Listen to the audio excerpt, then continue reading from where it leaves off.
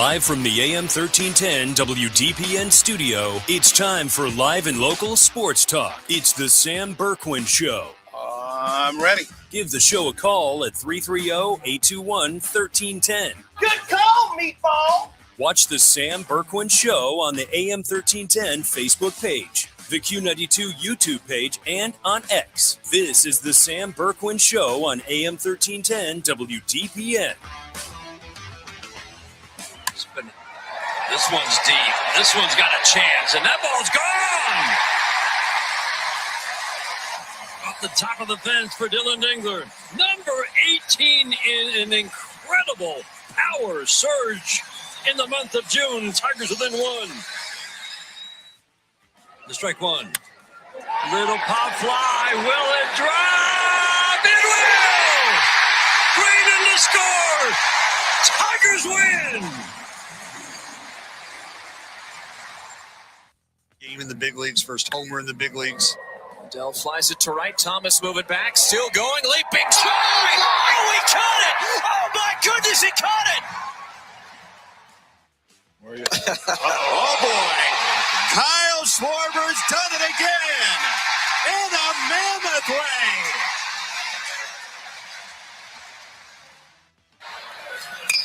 Harris bounces one. This could be it. Gallagher steps forward. And he got him. And with that, North Carolina has forced. And it's wire to wire for Wyndham. Let's go! And a second U.S. Open championship.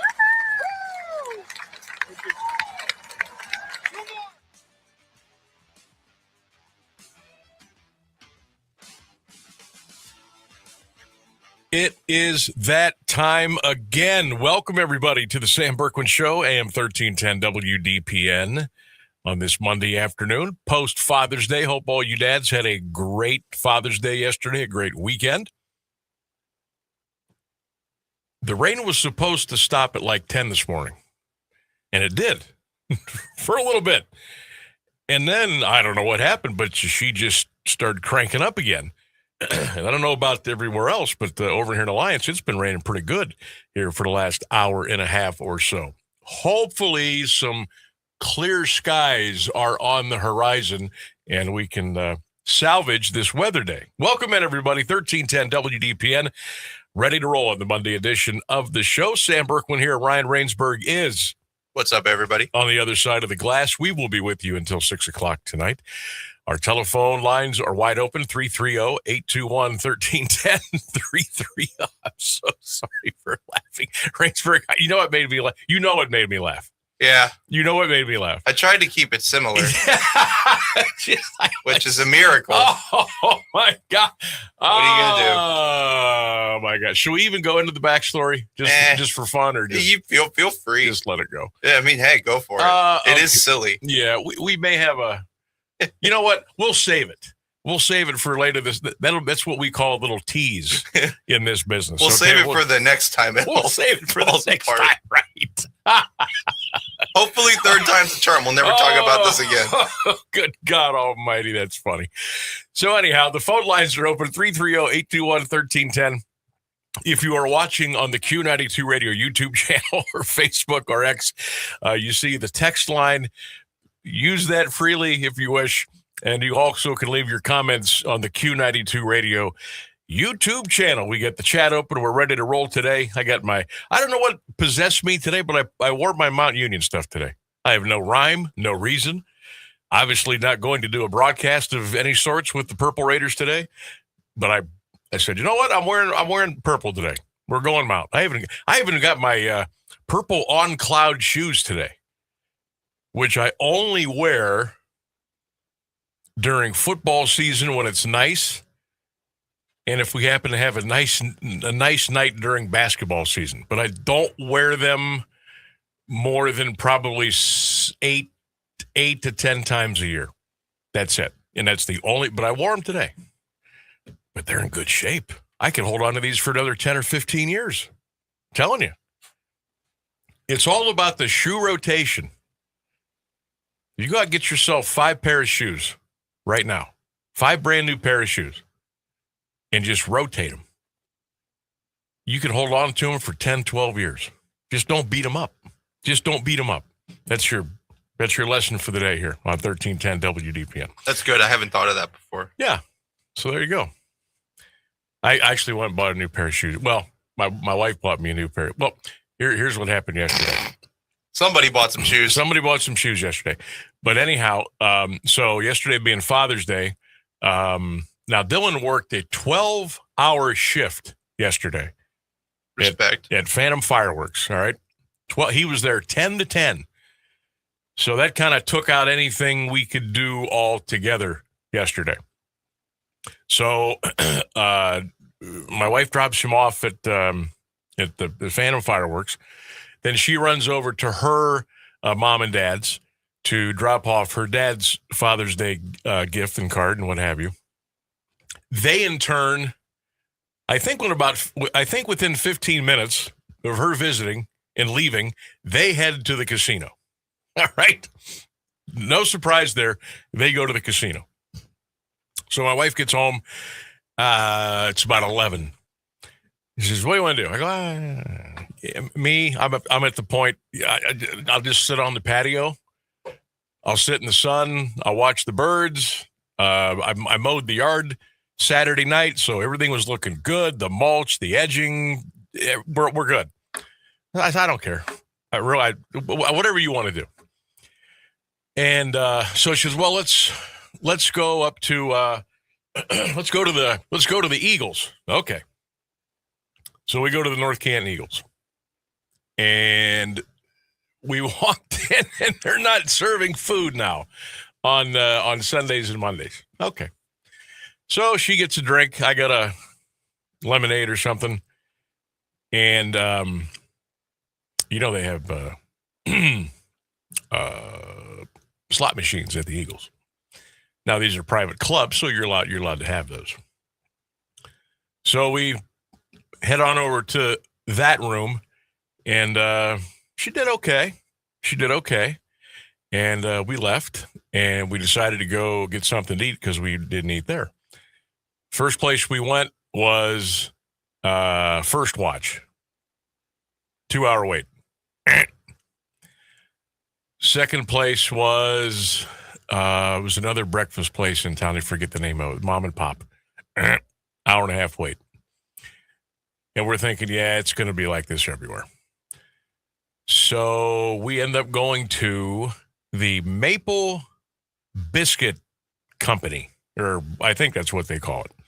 I had never been there before. It's over it's over by Meyer on Hills and Dales or Fulton or whatever. So we go in there and we eat, and then she said, you need to get a pair of shoes. I go, I got enough. I'm good. She goes, no, I'm tired of hearing you complain. Let's go. Okay. So we go to a place and got a pair of shoes, got a couple nice golf shirts, whatever. And then went home. And now it's like 3. And I watched the U.S. Open golf tournament. She did some, chores stuff around the house. And then I did eventually meander out to the patio. I bet I sat out there for 3 hours. Just sat out there and enjoyed the birds. I mean, man, I'm getting old. I enjoyed the birds chirping away. Bumped into a couple of my neighbors, wished them happy Father's Day. We, whatever. And pretty soon it was like 8. And I go back in, watch TV for about 20 minutes. Bored. Going back to the patio. And then I went down to Phantom Fireworks about 9:55 and picked Dylan up and brought him home. And then I opened up his Father's Day card and had some lottery tickets. He knows what to do, right? And he had a little bit of luck there. And that was it. But I did get a new pair of shoes yesterday, and they're in the rotation. They're in the rotation. I'll probably wear them maybe once every couple of weeks, but they're in there. So anyway, hope all of you had a great Father's Day, and back at it today. Back at it today here, 1310 WDPN. We've got a lot to get to today. Holy smokes! I put the show sheet together. Well, that's what I did last night. I put pretty much half of the show sheet together for today. Put some audio in and whatever. And my gosh, I had to add, in Rainsburg, I'm sorry you didn't get the updated copy. I added quite a bit to the stuff today that we're going to talk about. Guardians dropped the series to the Astros. They will be taking on the White Sox tonight in Chicago, first of 3. Pretty good series, pretty big series. Guardians 41-37. The White Sox are 39-37. So we'll have some fun there. The trade rumors are getting really, really strong. Really, really strong. Giannis Antetokounmpo, probably within the next 48 hours, the next 24 hours is going to get traded. And it looks like he's going to go to Boston or the Miami Heat. It's down to 2 teams. And all the NBA experts and the guys in the know, Shams, everybody, it looks like it's going to happen in less than 24 hours. And it looks like the Cavaliers are on the outside looking in, which kind of figured, but that's pretty much a done deal. So we'll get into that. Dusty May. You say, who's Dusty May?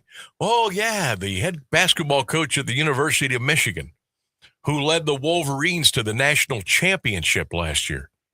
He left. He's going to the NBA to coach the Dallas Mavericks. That is soon to be finalized here within the next couple of hours. So we'll get into that. The World Cup continues to go. Messi. Oh, Messi. Couple more goals today in the World Cup. We'll talk about that a little bit. We get some big news from the OHSAA. Some football teams jumping up to Division I. We'll tell you why we think they did it. Sammy's best bet coming up at 4:29 today. Guess what? It's a bonus double up day. We're feeling really good about these 2. Yeah, 2 of them today. We'll let you know what's going on there at 4:29. On this day in sports history at 5:29, we've got our poll question of the day. We have lots to get to here today. Lots to get to today. Including Scooter's comment on YouTube, who decides to let us know he's listening from the beach in South Carolina. Yeah, Scooter sent me a picture last night from must have been the balcony maybe of the hotel or the beach house. Oh, my God, just beautiful. Just beautiful. Scooter, hope you have a great, great vacation. It just looks so nice. Looks so peaceful. Like I could have used that view yesterday when I was sitting out on my patio. It was so nice. So Scooter, appreciate you tuning in down there from the Atlantic coast, if you will. All right. We also have our Wyndham Clark won the U.S. Golf Open yesterday. I watched some of that on TV. I almost forgot to mention that. Our poll question today revolves around the Hall of Fame Village. I thought this would be a fun question today. And today's poll question is, what would you rather see become a part of the Hall of Fame Village? I'll give you 2 choices. A 7,500-seat multi-purpose arena or a casino. Which would you rather see at the Hall of Fame Village? A 7,500-seat arena or a casino? Think about that for a minute. Let us know. Get your comments in the Q92 Radio YouTube channel in the chat. You can get your answers to us as well on the Sam Bourquin Show page on Facebook, at AM 1310 WDPN on Facebook or X. What would you rather see? I'm giving you 2 choices here because I think they would both be phenomenal and they would both work and they would both generate some revenue. Which one would you like to see? The 7,500-seat arena or a casino? Let us know. That's the Sam Bourquin Show poll question of the day. Rainsburg, I'm gonna give you the first shot at it today. What would you rather see? I think you already know the answer to this one. I don't know if I do. No, I think I'd take a casino. You would go with the casino? Yeah. Okay. I'd love to go play some blackjack. Now, I hate to say that, but it's so true. Here's the thing. With the rules within the state of Ohio, I don't know if I can get you the table games there or not. Really? It could end up being just a Racino, if you will, with slot machines. I don't know if I could get you the table games with Baccarat and 21 and roulette. I could get you the machine games like that, but I don't know if I could get you like the live dealers and stuff. Okay. Because there's a monopoly, and I think this is still, you could only have those in Cleveland, Columbus, Cincinnati, and Toledo. Interesting. So I could have like video poker though. Yes, you could do video poker. You could do video roulette. You could do video black. You could do all it. Blackjack. You could do any of that video wise. Okay. Not sure it's got the same. You know, you couldn't roll craps on a table. A little bit different, but you'd still go that route then? Yeah, I think I would. Okay. I don't need to roll craps. I don't need to play roulette. Roulette's just random chance. So is craps. All right. So I'd be okay with that. Yeah. All right. Yeah, I'm good. So I'll put you down. I'll put you down for that. I'll get on Facebook and put myself down. I got you. Let's we got see this here. Cool little vote for. Yeah, go to the Q92 Radio YouTube page, and we got the little vote box up in the left-hand corner. Which would you rather see at the Hall of Fame Village? A 7,500-seat multi-purpose, I stress, multi-purpose arena, or a casino. And when I stress multi-purpose, you know what I mean. You could play basketball, hockey, indoor soccer, concerts, whatever. Anything you could do in there, you could use that space. Let's see here. A couple of other NBA notes real quick before we get to our first break, courtesy of Shams. The Wizards and Trae Young have agreed on a 4-year, $212 million deal for Trae to stay with the Washington Wizards. Oof. 4 years at $212 million. It's a lot of money, man, for somebody who hasn't won anything. Just saying. 330-821-1310 is our telephone number. We'll take a break. We'll come back. We'll get this baby rolling here on a rainy but turning in to a decent weather Monday here on AM 1310 WDPN.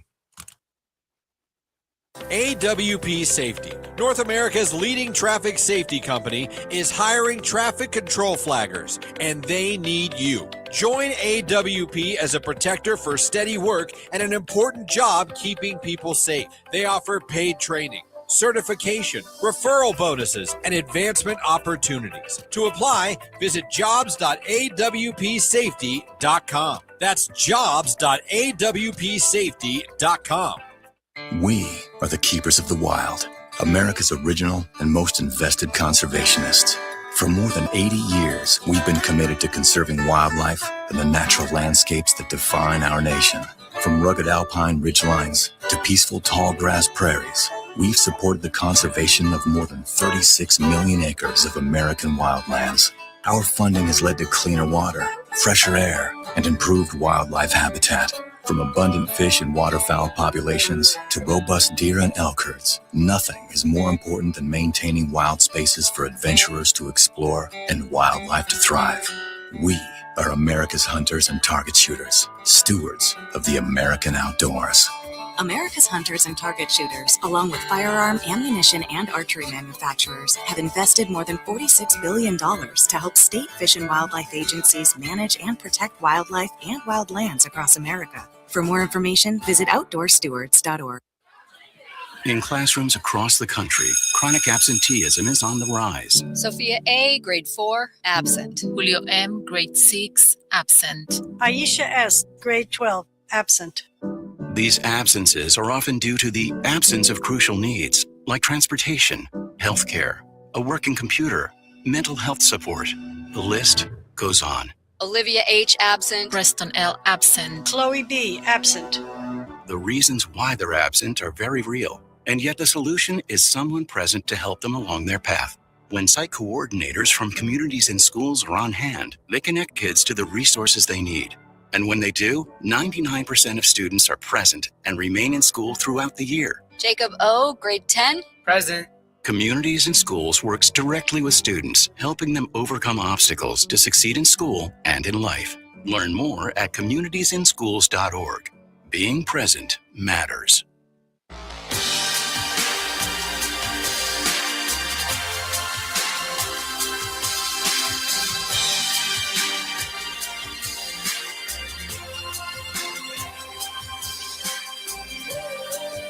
$13.10 WDPN. We welcome you back to the show.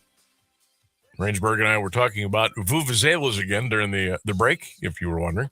Oh, because, I told my friend I was talking about vuvuzelas, and he said, "What's a vuvuzela?" And then my heart sang. Every time you get to show somebody a vuvuzela for the first time, because their reaction is always different and always priceless. Mm-hmm. Absolutely. Mostly hatred. Most people hate it. Oh, that me.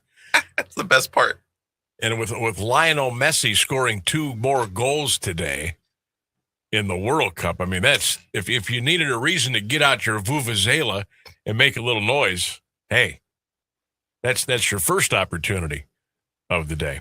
Welcome back, everybody. 1310 WGPN phone lines open 330-821-1310. You can get in line at the Q92 Radio YouTube channel. We got the chat open.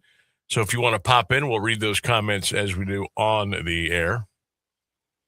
Let's see here.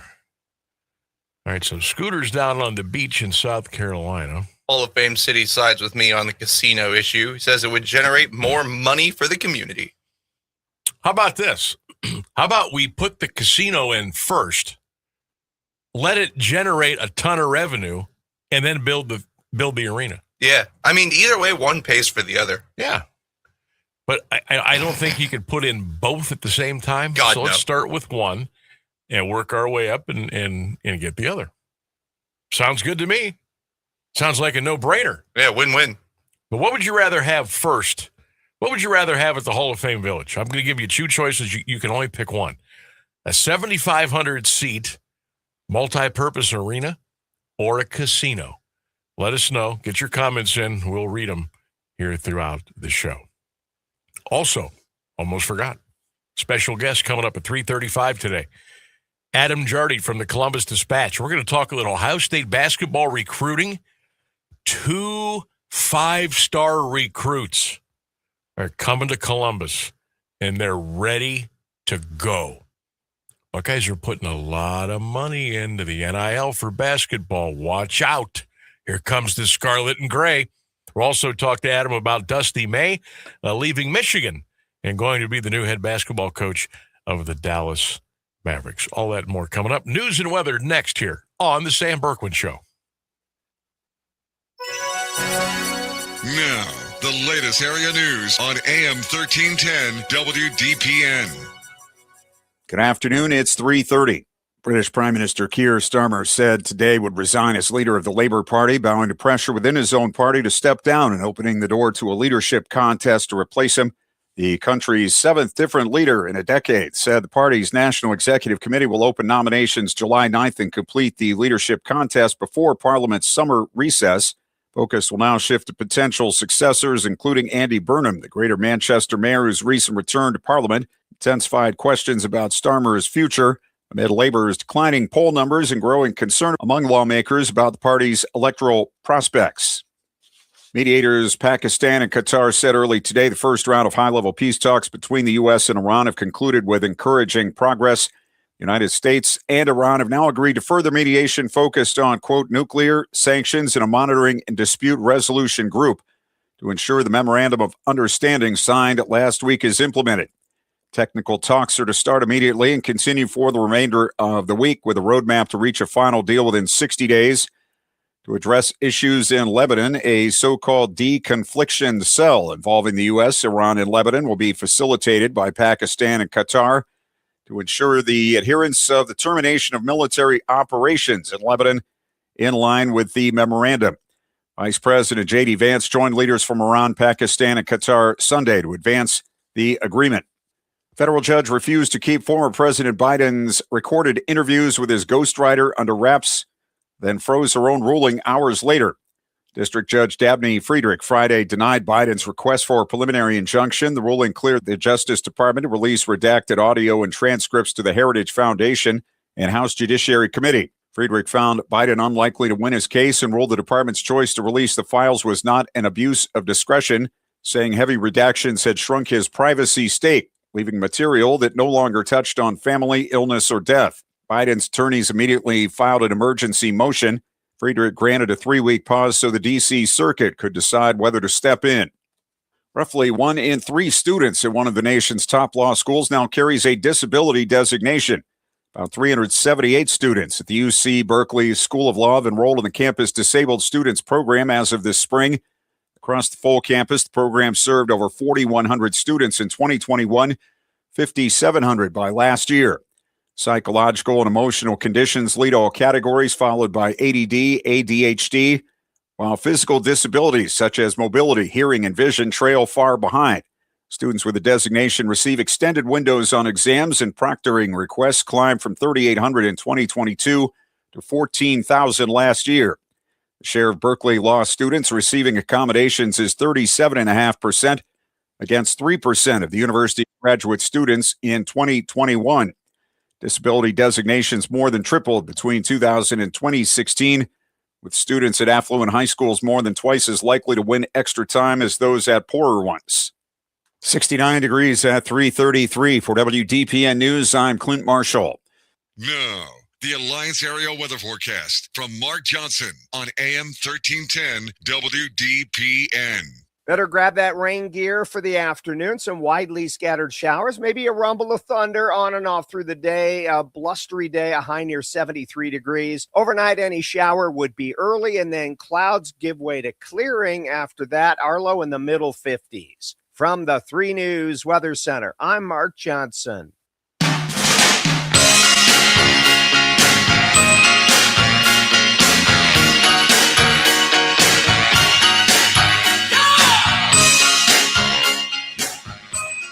$13.10 WDPN. Welcome back to the Sam Bourquin Show. Phone lines are open, 330-821-1310. Coming up, we'll get into the Guardians and the White Sox series coming up in Chicago, game 1 of 3 tonight in the Windy City. Where's Giannis Antetokounmpo going?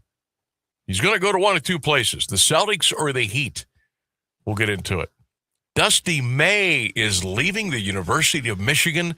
He's going to try his hand at the NBA. The Dallas Mavericks. We're going to get into that here soon. The World Cup, we'll give you updates there.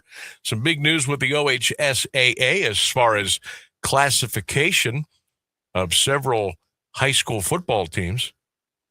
And we got the Sam Bourquin Show poll question of the day. Get your comments in right now. I'm going to give you 2 choices.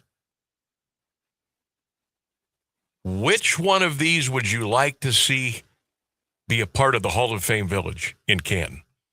A 7,500-seat multi-purpose arena or a casino? Get those comments in, and we'll chop it up here this afternoon. All right, right now, I figured, the Buckeye basketball program's been making some news, and sometimes it kind of goes under the radar a little bit, but not if you're following Adam Jardy from the Columbus Dispatch. You know that the recruiting class is looking mighty nice right now. We had a little reclassification about a week ago with one of the recruits. We got a nice class.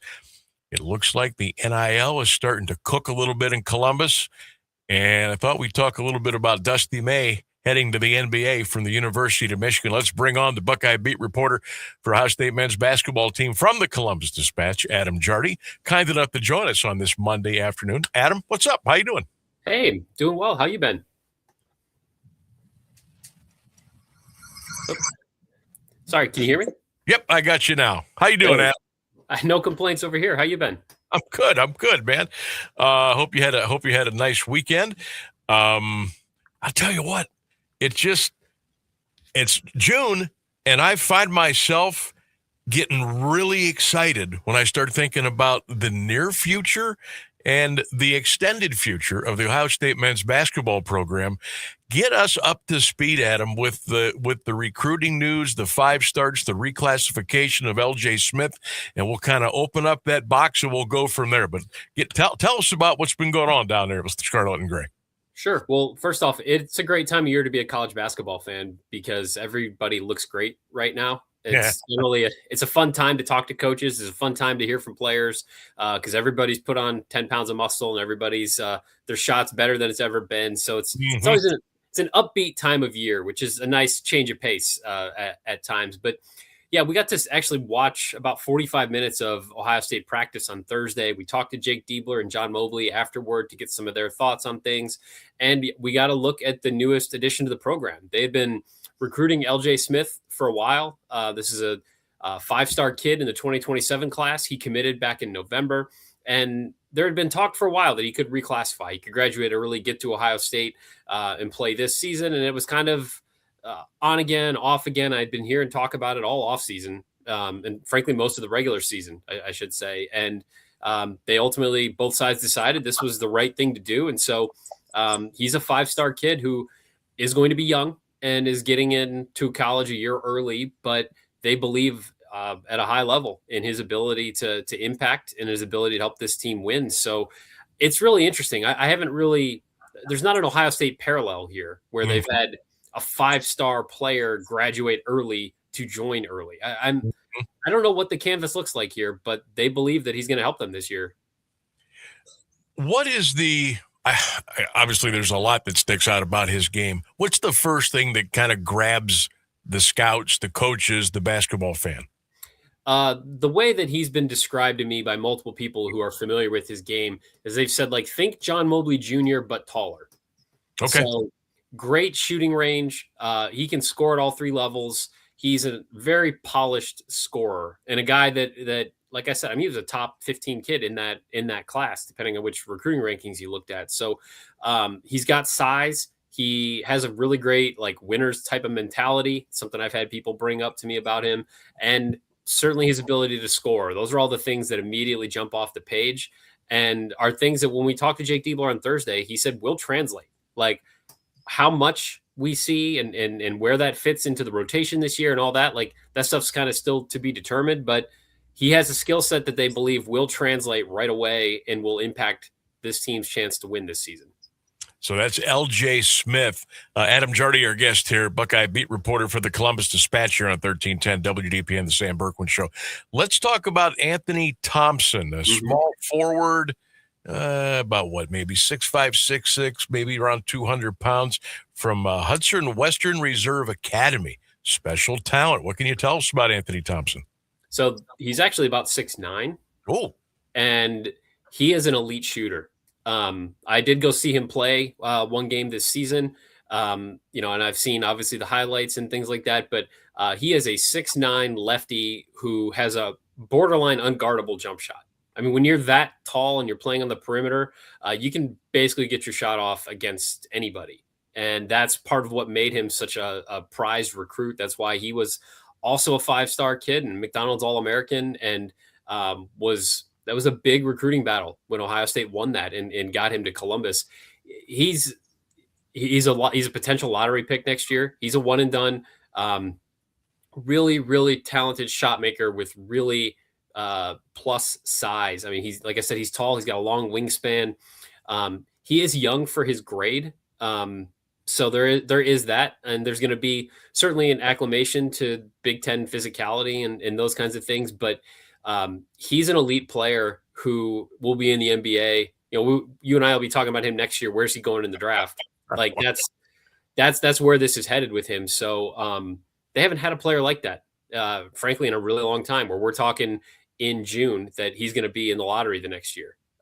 So he's going to be a major impact player on this team. And I think it's their ability to play bigger and to have more just size on the floor is going to separate them from what we've seen the last couple of years. He's a big part of that. Man, the longer we talk, Adam, the more excited I'm getting here now. Holy crap. Like I said, it's June. So I know.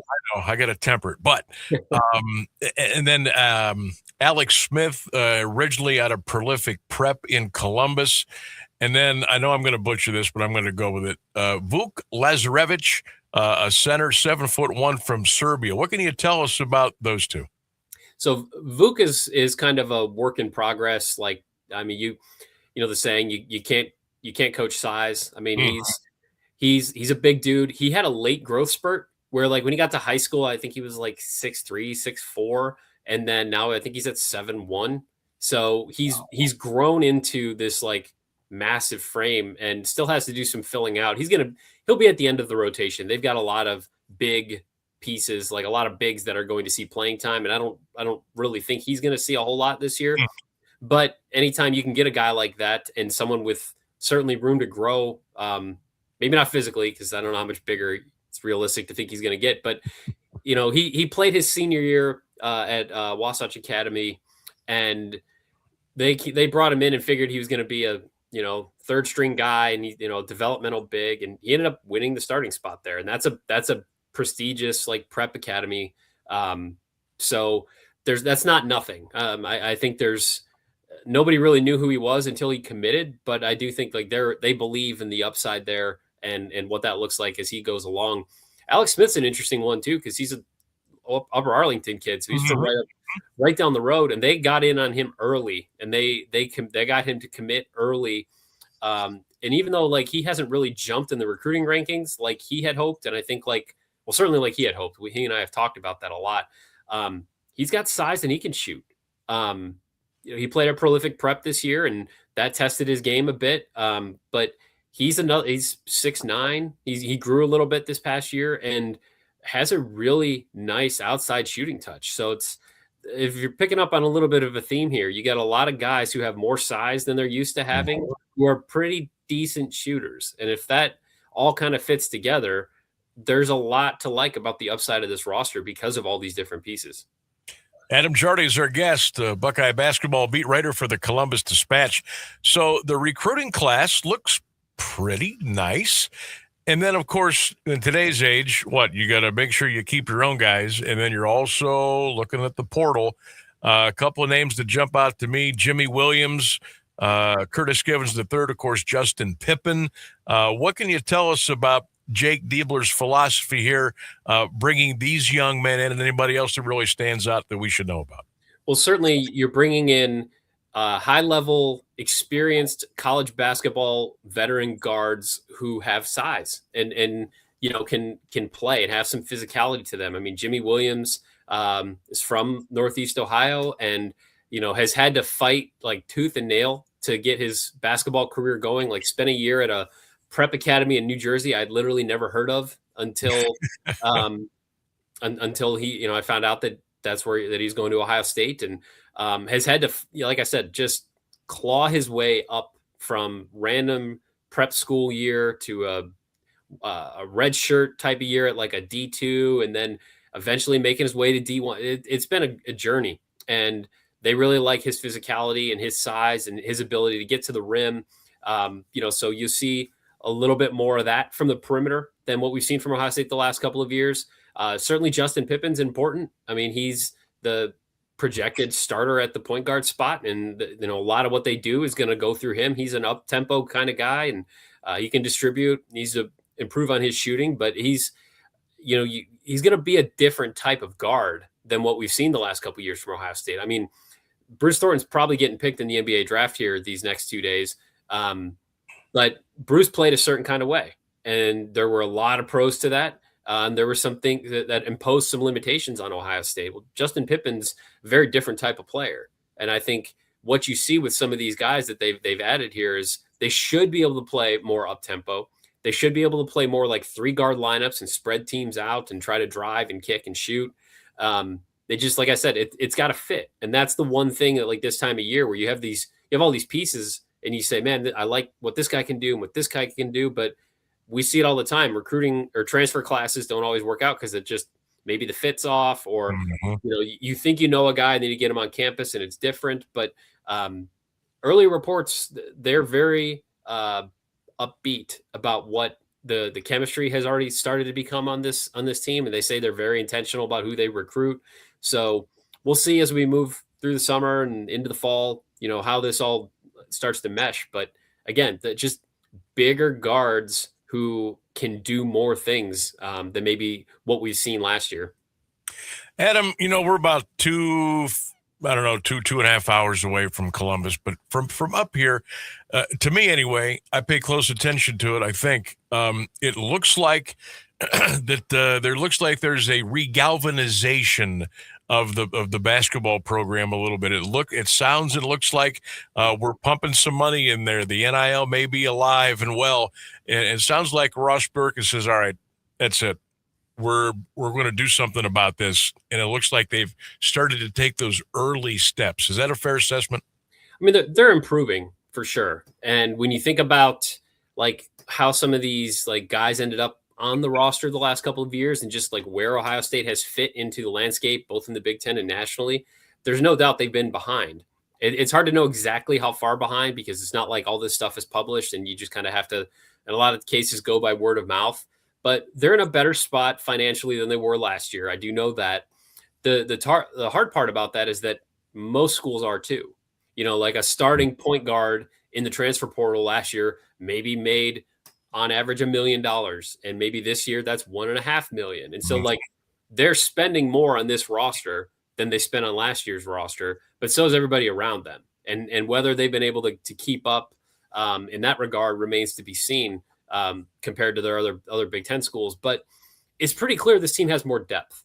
Like there are more guys when you look at this roster and you look at these pieces, you're saying, okay, that guy's done this at the high major level for a while, and we know this guy can do this. And we've seen there's more pieces here to where if someone turns an ankle and is out a week, or somebody is having an off night or gets in foul trouble, you're going to someone off the bench who should be able to contribute at a higher level than what we saw last year. And that was really the biggest Achilles heel for last year's team. I mean, it would have been better for everybody. I think if Bruce Thornton could have played 35 minutes instead of 38, but he couldn't. And we talked so much throughout the season about the lack of production from the bench. I don't see that really being an issue with this team. So it does seem like that. Yeah, they've got a few more resources, like all lined up to where they could prioritize some guys and they could build out that depth to where they feel more comfortable to take whatever a Big Ten season is going to throw at them this year. Adam Jardy is our guest, outstanding beat reporter for the Buckeye basketball team from the Columbus Dispatch. Check him out on all your social media platforms. So the news today, Dusty May, looks like he's taking his gig from Ann Arbor to Dallas to be the coach of the Dallas Mavericks. Your thoughts on that and how that will transition for Dusty, and who do you think is in the mix now to take over with Michigan? So it looks like Michigan's going to end up going. They've got an interim coach, Coach Boynton, who was the Oklahoma State head coach for several years. So they do have like kind of I wouldn't say it's a coach in waiting situation, but he will be the interim guy. And it sounds like from some of the national people that are a little more involved in some of these things that he's the likely candidate maybe to earn the full-time job. Which is it's an interesting hire. I mean, he's got high major experience as that head coach. So, it's not like you're just promoting someone who's never done the job before. I was surprised, but it's been kind of a weird offseason. I mean, ever since they won the championship, there's been talks about how they're going to sign him to an extension, and they've agreed to an extension, but he hasn't signed it yet. It's always been a little bit cagey to me this offseason. And I really thought that we were going to get to a point where like there would just be, oh, by the way, he signed his contract 3 weeks ago. And like, I kind of thought that's where this was headed. But the longer it went on without Dusty May has signed his contract extension at Ohio or at Michigan, the more I thought, I wonder, is there something here? So I think by keeping the interim guy or by keeping someone on staff, you would think it would help them retain most of the pieces on their roster, because if not, there's nobody out there. Like you're not going to, good luck building a roster at the end of June. So I would expect that that's where this all goes. It's a seismic blow for the Big Ten. Certainly. It changes the stakes of the rivalry, Ohio State and Michigan. I mean, there's been plenty of talk about whether Ohio State should have hired Dusty instead of Jake Diebler. And, those two have been kind of, pitted against each other from the moment both hires were finalized, and now he's moving on to the next thing. I'm interested to see from like the Ohio State fan base side, and curious for your thoughts on this. Like, do you take that trade? Do you take the coach who is there for 2 years, you win a national championship, and then he's gone? Like, it's an interesting debate. I don't know. Yeah, it's I yeah, that sums it up right there. Yeah, because I guess I'm a little get off my lawn guy. Like, I still like to see the recruits come in, and I like to see them stay 3 years maybe and watch them develop, and we work our way toward a possible final. Like, 1 year we win the Big Ten. Next year, maybe we get to the Sweet 16. The next year we get to the Final Four. The next year we win the whole thing. I'm still that guy, and I got to get out of that mode because that world is over forever and ever. Amen. But I just like Dusty May, Florida Atlantic, boom, Final Four. Michigan, boom, 2 years, national championship. He's out of here. He's on his way to the NBA. I don't know. I guess if you put me up against the wall, Adam, I'd say, yeah, I'll trade it. Let's go. Yeah. I mean, it seems like anymore, like if you, I don't think you can turn down a natty. And no. If they had, I think anything short of that, it might be a different answer. But I do think like most people that I talk to seem to feel the same way you do, where it's like, I don't necessarily love it, but like you take the trade off for the championship. And that seems to be the consensus that I'm hearing from, my readers right now. But it's an interesting debate. And it's weird to think that like, yeah, that guy was there for 2 years and now he's in the NBA and they're going to like celebrate a championship this year and he's not going to be there. Not going to be there. Wild. It's crazy. Adam, also with Dusty, I mean, it seems to me, this sounds crazy. It might be easier to coach in the NBA now and make your money than worry about all the nonsense in college basketball and not make as much. It's like you're going to be doing maybe a little less work. Yeah, you got some egos to manage, but other than that, maybe this is the way we're moving now. Well, there was a really great story on CBS written by a friend of mine, Matt Norlander, about he was with Dusty like shortly after the national championship and was going through like that experience and winning it and cutting down the nets. And like the transfer portal opened like the next day, at like midnight, the night of the championship game. And so like Dusty in Michigan, they had Zoom calls set up at like 3 a.m. with transfer guys for the next year. Like the confetti's probably still floating in the air at the arena. Like, that is the world of college basketball right now. I mean, there is, like you talk about like an NBA coach. What does an NBA coach do in the off season? He golfs. He's with his family. Yeah. Like, goes on vacation. Like there is none of that for college basketball. It just doesn't exist.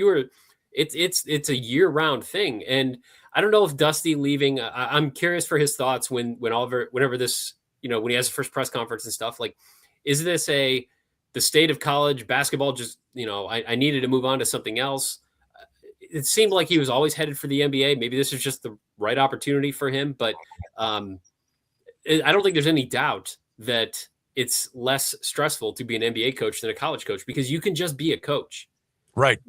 I mean, Jake Dealer talked to us the other day about how, I mean, so much of his time is spent fundraising. Right. And I mean, that wasn't part of the gig 5 years ago. Like so much of this has changed in that regard to where, yeah, your job security is probably not great. And if you're fine, like, getting paid pretty well for a few years, and then you're probably on to the next thing because that's, the turnover is so great. But that's becoming more common in college too. So I hear from plenty of coaches that say, yeah, getting in the NBA and living that life, like it's just so much easier. And there's so much less stress on you and your family. There's a lot to be said for that. And it's probably something people in college basketball eventually have to figure out a way to address that. No doubt. Adam Jardy's our guest. Adam, we got about a minute and a half. I do want to ask you before we go, you talked about the NBA draft coming up. Where do you think Bruce Thornton goes? Where does he land? I think he'll go somewhere in that second round. The mock projections have him going like mid 40s. I think I saw one that had him going a little bit higher than that. As far as fit, I don't know exactly. I actually spoke with his mom yesterday, and I'll have a story up tomorrow morning just kind of about how they're feeling and what this has all been like. And she said he's worked out for 18 teams. Holy smokes.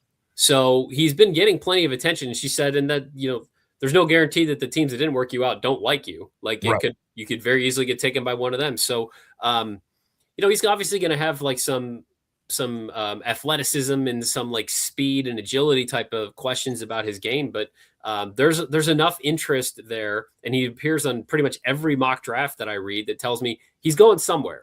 And then it's going to be his opportunity then to try to make that stick. But we'll see. I'm very curious to see what that looks like for him. Yeah, well, I tell you what, we're all rooting for him. He was such a special thread with the Ohio State University, not only on the court but off. And we're hoping he goes somewhere where it works out for him and his family, and we get to enjoy watching him play for many, many years to come. Adam Jardy, Columbus Dispatch. Always a pleasure to talk Buckeye hoops and a little sports with you. Appreciate the time as always. Have a great week. Okay. Hey, thanks so much for having me. You got it. Adam Jardy from the Columbus Dispatch. Check him out on all of your favorite social media platforms. All right, we got about a minute and a half, so we'll just keep it here. That's good. We'll run it up to the top. I need to quickly apologize to Adam. I did not see his email. He just simply asked if he just confirmed it. I wanted to thank him for confirming the email. Oh, okay. Also, he asked me if he needed his camera. And obviously, he figured that out. So, Adam, my bad. There you go. I'm going to reply to that email in case you can't hear me, too. Yeah, good job. Adam Jardy. He's a pro's pro, man. I had him on my shows when I was working in radio in Canton many, many, many years ago, and kind of just stayed in touch with him over the years, and was lucky enough to reach out here. I think last year we started having him on a little bit, talking some Buckeye hoops, and glad we could get a hold of him today here on the show. Dong Bobbler was utterly floored. He said, did this guy just ask if you win a national championship and the coach leaves, is it worth it? What? Yeah, I mean, he did say that. That's the world. That's the world we're in. Sounds like it. So here's my take, and I don't want to get too deep here because we got to go to the break. But would I trade a coach, have him for 2 years, and win a national championship, and then know he's going to leave?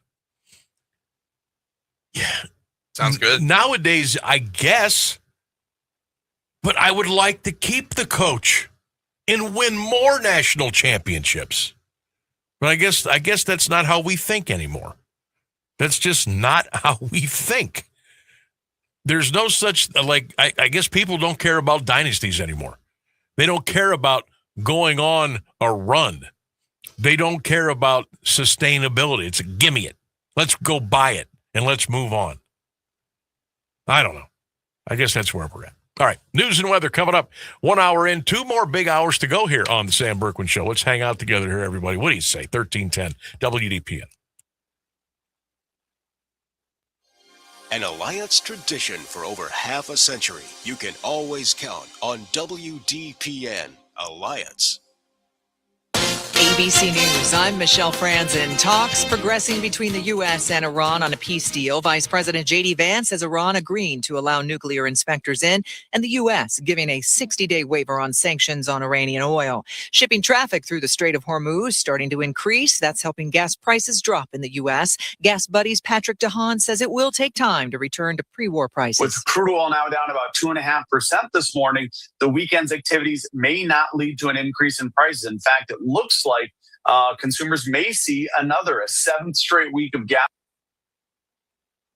prices declining. But of course, there's a lot of twists and turns in this story, so that could change at a moment's notice. Thunderstorms from the Midwest to the East Coast, causing delays and cancellations at key airports. There are more than 545 cancellations nationwide, with the Northeast and Mid-Atlantic airports seeing the most cancellations. And on Wall Street, stocks are mixed, with SpaceX dragging on tech shares. This is ABC News. Man, I love this place. I've been surfing here since I was a kid. Now, seeing my grandson out on the water, it means everything to me.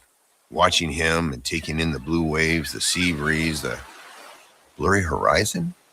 If you have geographic atrophy, or GA, subtle changes in vision could mean it's progressing toward irreversible vision loss. Izervay is proven to slow GA progression and could help preserve your vision for longer, so you may keep seeing the world around you.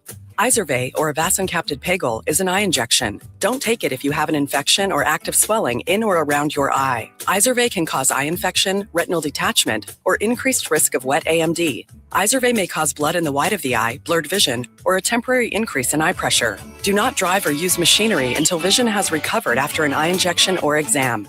Ask your retina specialist how you can slow your GA with Izervay. To learn more, call 1-855-IZERVAY or go to izervay.com. Now, the latest Alliance area news from Clint Marshall on AM 1310 WDPN. Good afternoon. It's 4:02. An Alliance woman has been charged with tampering with evidence following the shooting death of a 15-year-old girl. Court documents say 47-year-old Erin Barker allegedly returned a handgun to a home in the 600 block of West Summit Street after it was used in the Friday afternoon death of Kennedy Wise. Investigators say Barker's 14-year-old son took the gun from the scene, told the mother the shooting was a suicide. Police say Barker returned the weapon but failed to tell police. The boy later admitted he accidentally shot the girl. He's facing a juvenile count of involuntary manslaughter. An Alliance Police Sergeant will remain on paid administrative leave following his arrest earlier this month in Austintown. Law Director Andrew Selwa told City Council the status of Sergeant Ethan Griffith will continue pending an internal review and investigation. Austintown police say Griffith was arrested June 7th after allegedly crashing a pickup truck and leaving the scene. He faces multiple charges. City officials say Griffith was off duty and on vacation at the time of the incident. Man recently named the U.S. Marshals Fugitive of the Week is now in custody. Canton police say 45-year-old Larry Grimes was arrested Sunday on Clark Avenue Southwest. He's charged with murder in the May death of 51-year-old Richard Poole. Police say Poole was found shot inside an Allen Page Drive Southeast apartment and later died at Mercy Hospital. Second suspect, Daquan Rucker of Akron, was arrested the following day. His case was later bound over to the grand jury. Rucker remains held on $1 million bond. The Canton Metro Crash Team and Starr County Sheriff's Office are investigating a fatality in Pike Township. The Sheriff's Office says 55-year-old Rusty Hines was operating a riding mower Sunday evening on his property on Breeze Hill Road Southwest near East Sparta. The mower overturned, pinning Hines underneath. Fire and EMS were called to the scene just before 6 o'clock. Hines was pronounced dead about 10 minutes later. The Starr County Sheriff's Office investigating the death of a 4-year-old girl in a Plain Township accident. Investigators say the child was injured after going outside while the father was operating a compact earth-moving machine at a home in the 2400 block of Burr Oak Street Northeast. The child was reportedly injured as her father was backing the machine. She was taken to Mercy Hospital where she was pronounced dead. The father was treated for injuries suffered while jumping from the equipment. The coroner is assisting in the investigation. A Canton man will serve 30 days in jail after pleading guilty to child sex crime charges. 57-year-old Arthur Foster was also sentenced last month by common pleas Judge Taryn Heath to 3 years probation in order to perform 100 hours of community service. He admitted to 2 counts of pandering obscenity involving a minor. Prosecutors say he paid a 14-year-old girl for sexually explicit photos in 2023 and 24. Starr County moving ahead with about $25 million in road projects as part of its 2026 infrastructure program. The work includes 65 miles of paving along with bridge and intersection improvements aimed at improving traffic flow and safety. Major projects include left turn lanes at Whipple Avenue Northwest intersections in Canton and Perry Townships, and final work on congestion relief at Dressler and Everhard roads in Jackson Township. That's expected to wrap up in September. Other work includes widening of Fulton Drive and sidewalk installation along State Route 241 in Jackson Township. One of the top Republicans in Congress is coming to Columbiana County this week. House Majority Leader Steve Scalise of Louisiana will deliver the keynote address Thursday at the county Republican Party's annual Lincoln Day dinner in Salem. Scalise will be introduced by Congressman Michael Rulli of Salem. Party officials say several members of Congress, Ohio Supreme Court justices, and statewide office holders are also expected to attend. Because of security requirements, event locations will only be provided to those who make reservations in advance. Knox Elementary will receive major building upgrades under a project approved by the West Branch Board of Education. The district has hired Trane to install new heating and cooling systems, boilers, a roof, and an energy management system. Superintendent Matthew Manley says the improvements will boost efficiency and pay for themselves through energy savings. The district expects to finance between $1 and $1.5 million of the project. North Canton residents and businesses will see changes to their water and sewer bills under a new rate plan approved by City Council. Officials say the increases are needed to prevent the utility funds from running out of money by 2033 and to cover rising operating, maintenance, and infrastructure costs. The new billing structure will be based largely on water meter size, with customers using larger meters paying more. The plan also includes 5% annual rate increases from 2027 through 2031. A Salem woman died after being struck by a vehicle Friday night in Columbiana County's Perry Township. The Highway Patrol says the car went off the right side of Route 45 and hit 35-year-old Amanda Spiegel in front of the Salem Golf Club around 6:15. She was taken to a hospital with life-threatening injuries and later died. The driver was not hurt. Investigators say drugs or alcohol could have been a factor, and the crash remains under investigation. 69 degrees at 4:07. This is the local edition of WDPN News. I'm Clint Marshall. Here's Mark Johnson's forecast on AM 1310 WDPN. Scattered rain and rumbles of thunder on and off through your afternoon. A high near 73 degrees, a little blustery as well. Overnight, early showers, then we'll clear out those skies a bit. Our low 56. I am Mark J. Weather from 3 News. Live from the AM 1310 WDPN studio, it's time for live and local sports talk. It's the Sam Bourquin Show. I'm ready. Give the show a call at 330-821-1310. Good call, Meatball. Watch the Sam Bourquin Show on the AM 1310 Facebook page, the Q92 YouTube page, and on X. This is the Sam Bourquin Show on AM 1310 WDPN. This one's deep. This one's got a chance, and that ball's gone! Off the top of the fence for Dylan Dingler. Number 18 in an incredible power surge in the month of June. Tigers within 1. The strike 1. Little pop fly. Will it drop? It will! Braden to score! Tigers win! Game in the big leagues, first homer in the big leagues. Adele flies it to right. Thomas moving back, still going. Leaping strike! Oh, he caught it! Oh, my goodness, he caught it! Where are you? Oh, boy. Kyle Schwarber's done it again in a mammoth way.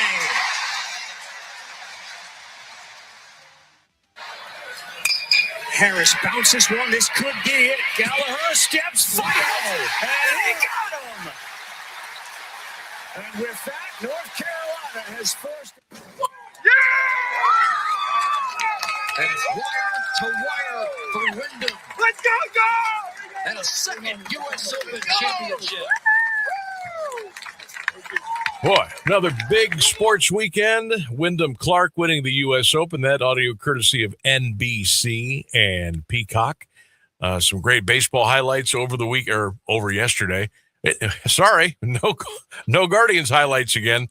When you score 1 run, no highlights there. Dylan Dingler. How about the former Jackson Polar Bear and Ohio State Buckeyes got 18 home runs for the Detroit Tigers? Just swinging a bat, man. Go get him, Dylan Dingler. Keep doing it. Why did we not draft him again? Was there a reason there? Did he go too early in the draft? We didn't have a. Why did we not draft? I mean, yeah, especially a hometown boy. Holy smokes! From around here, an hour down the road.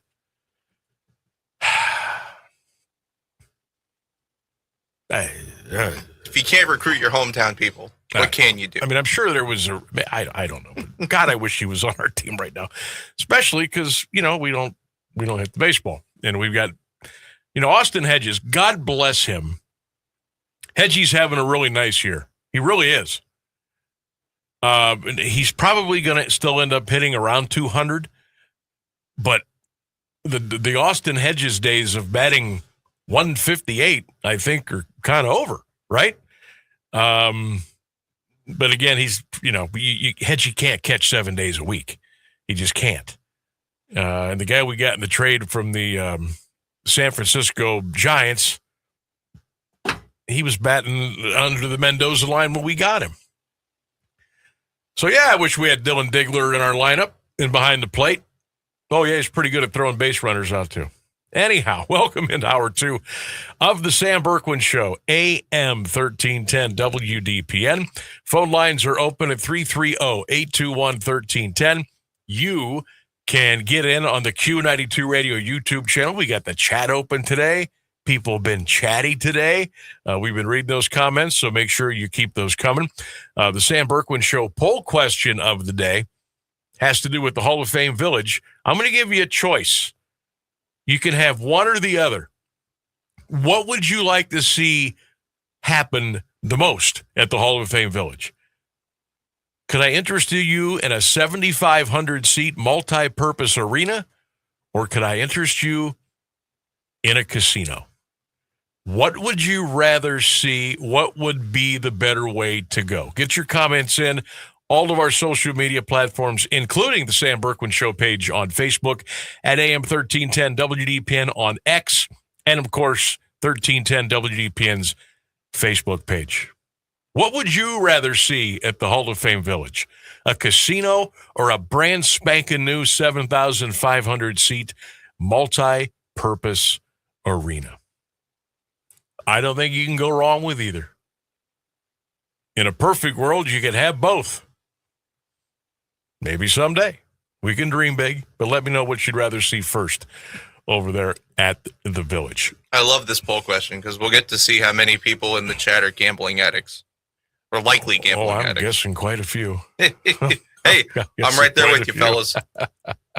What's going on in the news today? Dusty May finalizing a deal to take the head coaching job with the Dallas Mavericks. Dusty May, 49 years old, led Michigan to their National Basketball Championship last year. He will take over the Mavericks. Got a pretty good player, Cooper Flagg. The Mavericks fired Jason Kidd after a 26-56 season last year.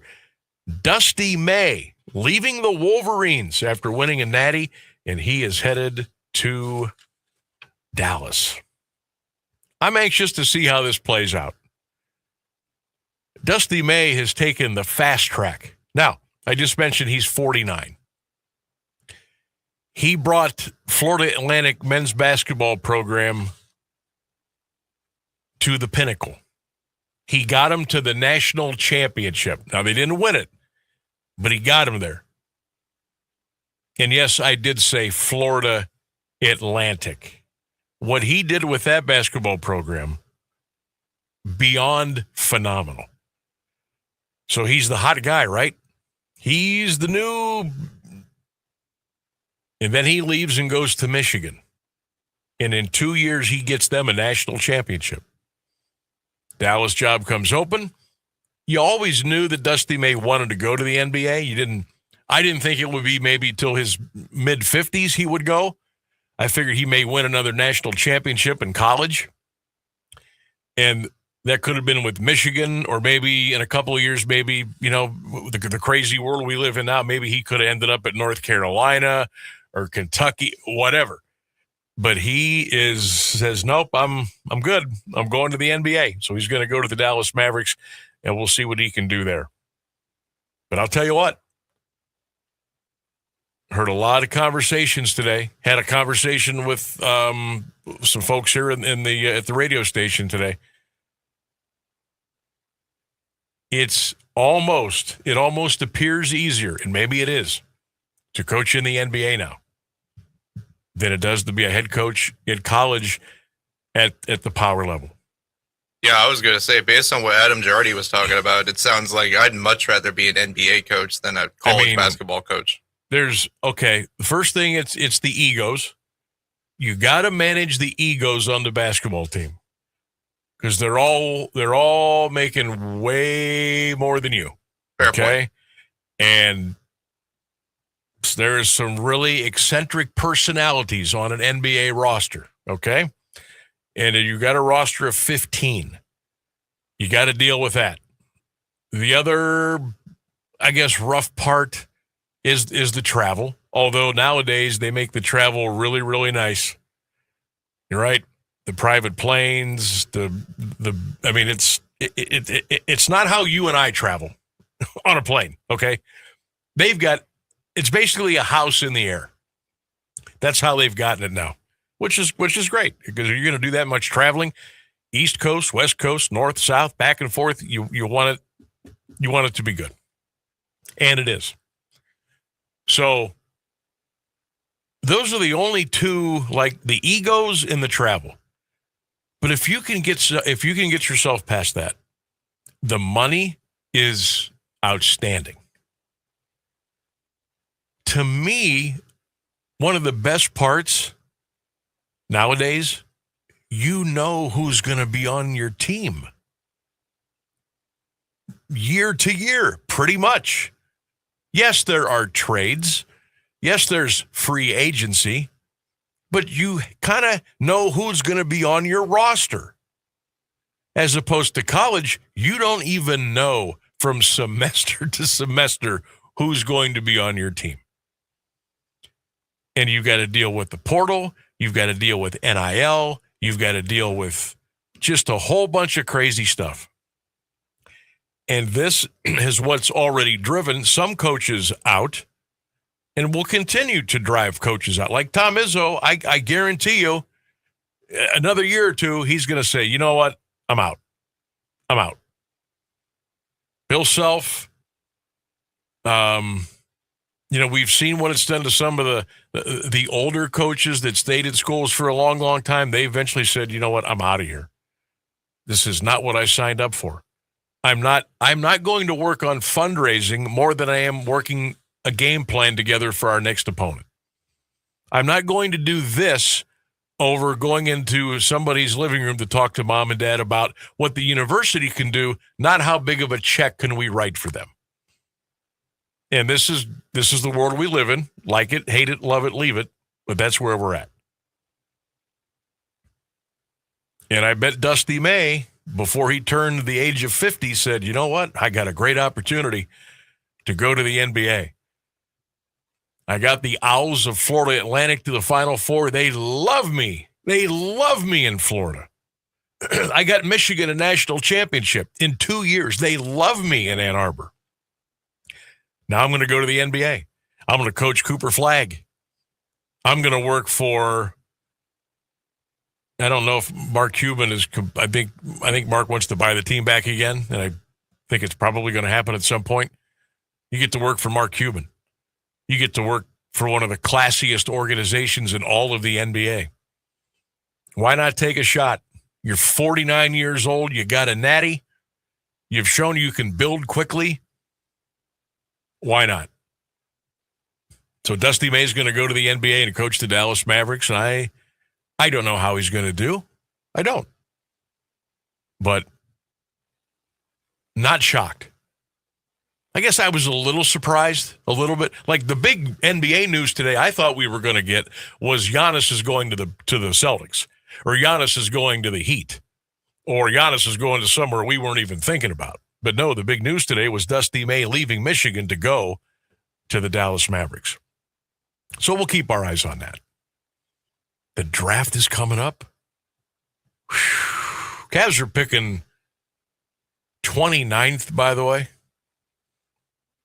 Probably not going to get a marquee guy at 29. Who knows if they'll even use the pick? They may package it. Who knows what's going on up there in Cleveland with the Cavs? They may stay at 29. They may package that pick with some other stuff and try to make a trade. Who knows? Who knows? I heard a little rumor this morning that LeBron James is now a full-fledged member at Firestone Country Club. Now that could mean nothing except he really likes to golf there. Or it could mean something else. Who knows? It seems like there's no chance in the world that Giannis is coming to Cleveland. Maybe the Cavs have turned their attention to maybe bringing 23 back again one more time.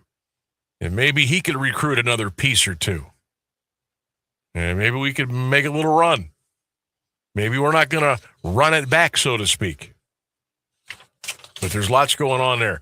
We've been celebrating the NBA championship of the Cavaliers. And we started doing that on, what was that, Rainsburg? Was that Friday? We celebrated the 10-year anniversary? Yeah. So we did that Friday, did a Friday night. A lot of us kind of celebrated it all weekend with posting things and looking at videos and photos and interviews and podcasts and everything. So with the draft coming up, like quick. But a lot of the quote unquote talk has been very quiet. It's been very quiet about stories linking the Cavaliers to this move, to that move, to this player, to moving these guys out. Are they going to run it back? What is Kobe Altman thinking about doing? Who's the hot trade topic? Who do the Cavaliers want to bring in? Who do they feel they need to bring in to make a run at a title? That part of it's been very quiet. And I always say, when things are quiet, that's when things are happening. So we will see. Like I said, the NBA draft coming up. 2 days this year. Round 1, the first day. Round 2, the next day. Round 1 is going to be on ABC and ESPN. Round 2 will be on ESPN. 23 minutes past the hour. Let's take a break. The phone lines are open, 330-821-1310. Get your comments in on the Q92 Radio YouTube channel. We'll talk a little Guards. We'll talk a little White Sox when we get back, and we'll get back into the Sam Bourquin Show poll question of the day. Stay with us. At Cleveland Clinic, every moment matters. So you unite as one to care for hearts like your very own. You push your minds to help heal theirs. And you forge new paths to help fight cancers. Because when defying the odds is what you do, the right care can change everything. For every care in the world, Cleveland Clinic. Do you have trouble getting in and out of the bathtub? Are you afraid you'll slip and fall entering or exiting a tub? Safe Step walk-in tubs can transform your bathtub from an area of concern to a calming refuge. Call them today at 1-800-498-2098 and save $1,600. Safe Step walk-in tubs and showers are proudly made in Tennessee and offer an ultra-low step-in, avoiding that difficult climb over a traditional bathtub wall. They also offer a variety of therapeutic benefits that may help soothe your aching muscles and joints, increasing your mobility, boosting your energy, and improving your sleep. Safe Step walk-in tubs are designed to easily fit your existing tub space and are often installed in as little as 1 day. Just dial 1-800-498-2098 today to save $1,600 and receive a free shower package. That's 1-800-498-2098 for a free no-obligation consultation and to save $1,600. Safe Step walk-in tubs. Safety never felt so good. Music and intelligence for your life. No matter what anybody tells you, words and ideas can change the world. I'm John Tesh, and we couldn't be happier about bringing you intelligence for your life every day. We have a room full of researchers gathering the information and ideas you need to make your life simpler and better, and to make you the smartest person in the room. Join me for Music and Intelligence for Your Life, 10 to 3, Monday through Saturday, only on AM 1310 WDPN. You heard it on the John Tesh Radio Show. Our national parks didn't just happen. They were imagined by those who saw beyond their time. The trailblazers, the bold. They stood on the edges of canyons, walked through history, and understood that these places need us just as much as we need them. Now it's up to us. Join the National Park Foundation to ensure what's all of ours is here forever. Donate at nationalparks.org/trailblazers.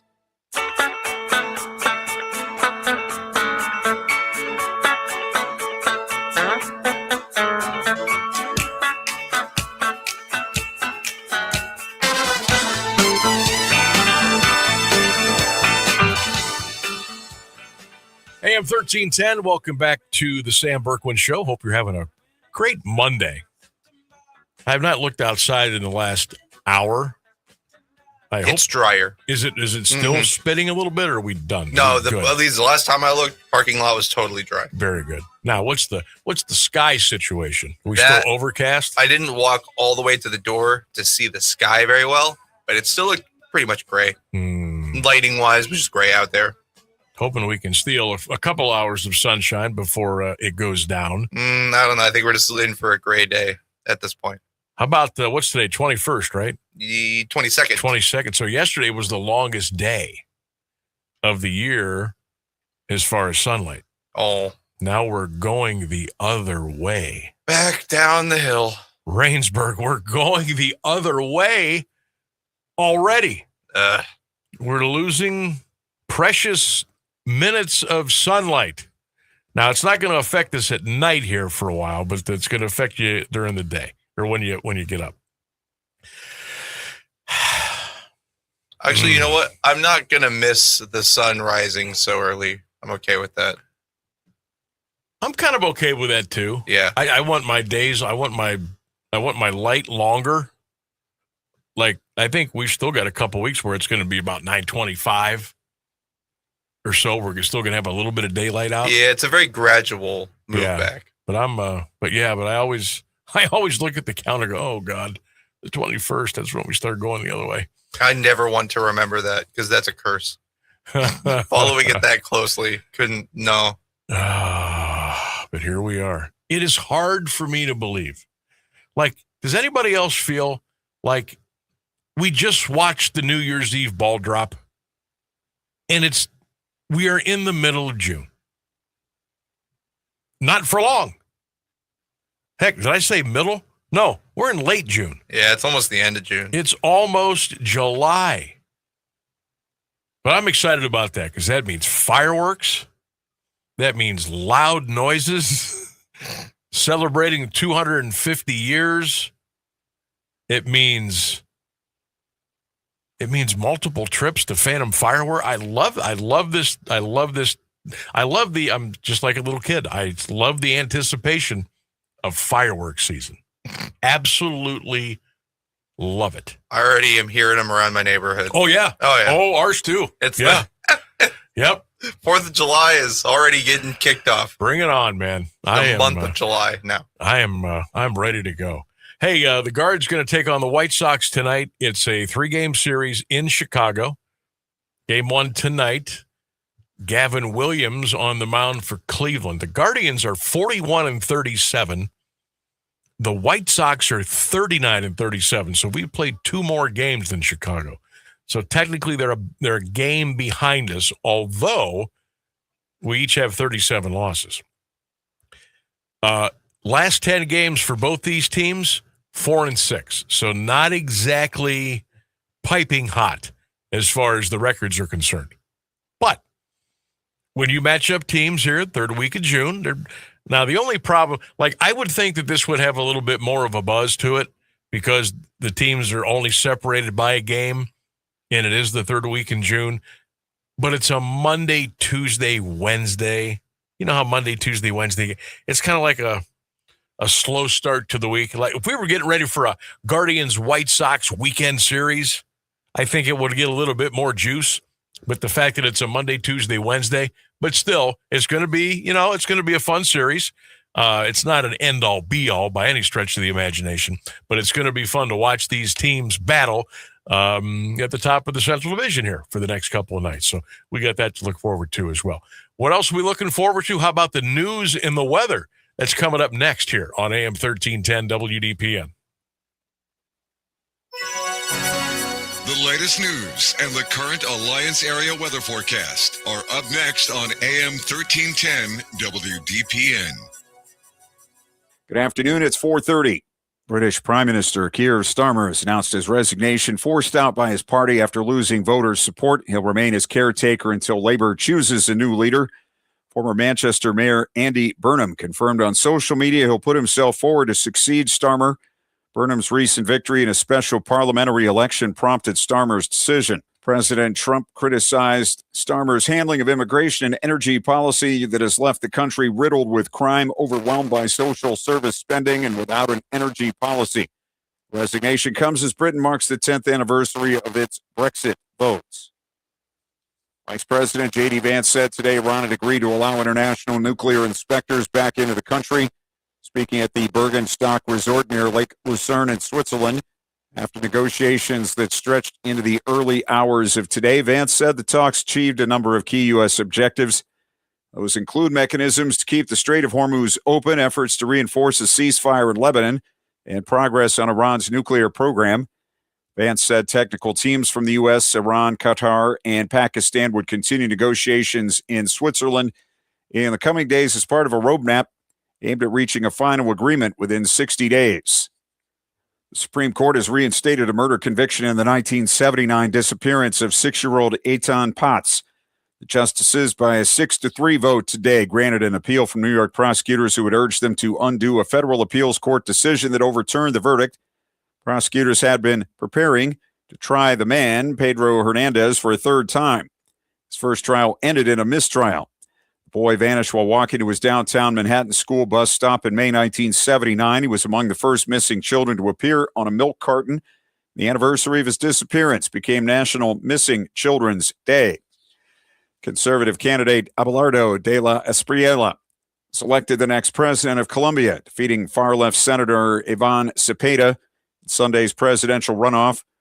De la Espriella, a 47-year-old lawyer and businessman supportive of President Trump, will take office at the end of Marxist Gustavo Petro's 4-year term August 7th. De la Espriella vowed he would govern for all Colombians and that there would not be victors or defeated, stressing in democracy there are only compatriots who think differently.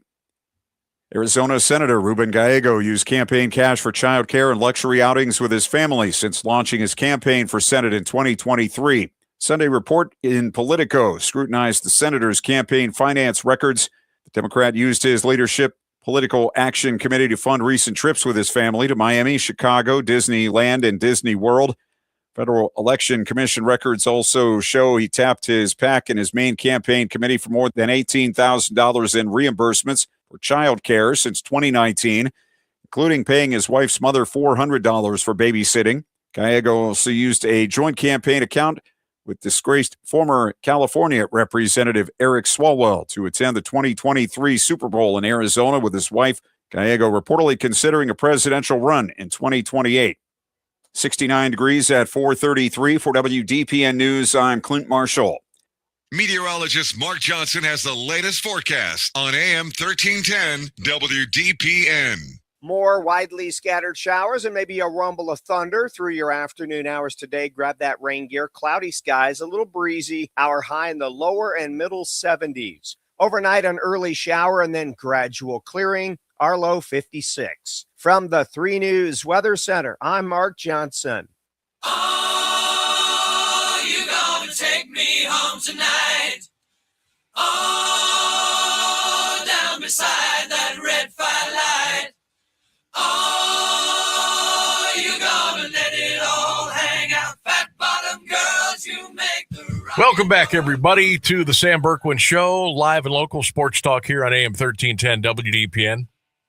We also have some fun with some other topics and shenanigans and tomfoolery. We do it Monday through Friday, 3 p.m. until 6 p.m. right here on WDPN, the 1310 WDPN Facebook page, on X, on the Q92 Radio YouTube channel, the Sam Bourquin Show page on Facebook. You can get us all over the place, and we certainly do love when you interact with us. When you're on the Q92 Radio YouTube channel, go ahead and hit that subscribe button. That is awesome, and we certainly do appreciate it. I think how we should say it is you're a sportscaster, and I'm a sportscaster in training. Sure. I'm learning the ropes, so I can sound less ridiculous. The problem is really I'm never going to get anybody's name right, so that's fine. Well, just stay away from, like, World Cup soccer. Oh, yeah. Stay away from hockey, Olympic hockey, because that's where you're going to, I struggle with a lot of these names still. And it's, especially on the ones that are like 4 and 5 syllables, it's hard. It's hard to keep up. That's why I like Lionel Messi. It's easy. I don't think anybody would be getting Wembanyama's name right if they hadn't been saying it on television. Wembanyama. You know what? When he first started playing, I thought it was Wembanyama. I didn't know that it was an M at the end. I thought it was Yana, not Yama. So I had to train myself. No, slow down. Wembanyama. And I get it. You almost had to you had to sound it out. Yeah. Before you started to go in there all the way and read it. But heard the announcers calling him Wemby, and I said, "Oh, that's why I call him." They Wemby. got it figured out. Yep, I'm calling him Wemby. I'm not. No, Victor Wembanyama. It's tough to say when you're going fast. And say you're in the middle of an NBA game, Spurs get a steal, they're coming down the paint. You got a guy running the point. You got somebody on the right. You got Wembanyama on the left, a little alley-oop. I mean, just imagine squeezing his name in there a couple of times within like 2 or 3 seconds as he goes to the basket. That's not easy to do. It is not easy to do. Speaking of names, this is another name that I think a lot of us had trouble with when he started playing. Giannis Antetokounmpo. Yeah. Now it's easy. Now we just call him Giannis. But there's a lot of reports out there that he is going to be traded within the next 24 hours. And all signs point to the Boston Celtics or the Miami Heat. If there's another team out there, I'm not aware of it. If there's another team out there, I could also sit here and tell you I wouldn't be shocked. Got to listen to the teams that they don't mention. Got to listen to the teams that they don't say anything about. But it certainly looks like it's Miami or Boston. Wonder where he will go. I wonder if it'll just be a 2-team deal, or will it take 3 teams to get a deal done? I see my guy CJ McCollum of the Atlanta Hawks signed a 1-year contract with Atlanta today for $21 million. So good for CJ. How about the career CJ McCollum has had? How about the young man from Glen Oak? Then he went to Lehigh. Then he came into the NBA. Portland, New Orleans, Washington, Atlanta. How about the career CJ's had? 13 years he's played in the NBA. He's only 34. I'm so happy for CJ in the career that he has had. And I'm not saying he's done, because he's not done. He averaged almost 20 points a game last year. Or his career. Yeah, 20 points a game. 4 assists, almost 4 rebounds. He started 750 games in the NBA. He's played in 863 total. He's not done yet. He's not done yet. Now, this might not be, I don't know if the Wizards would be his last team.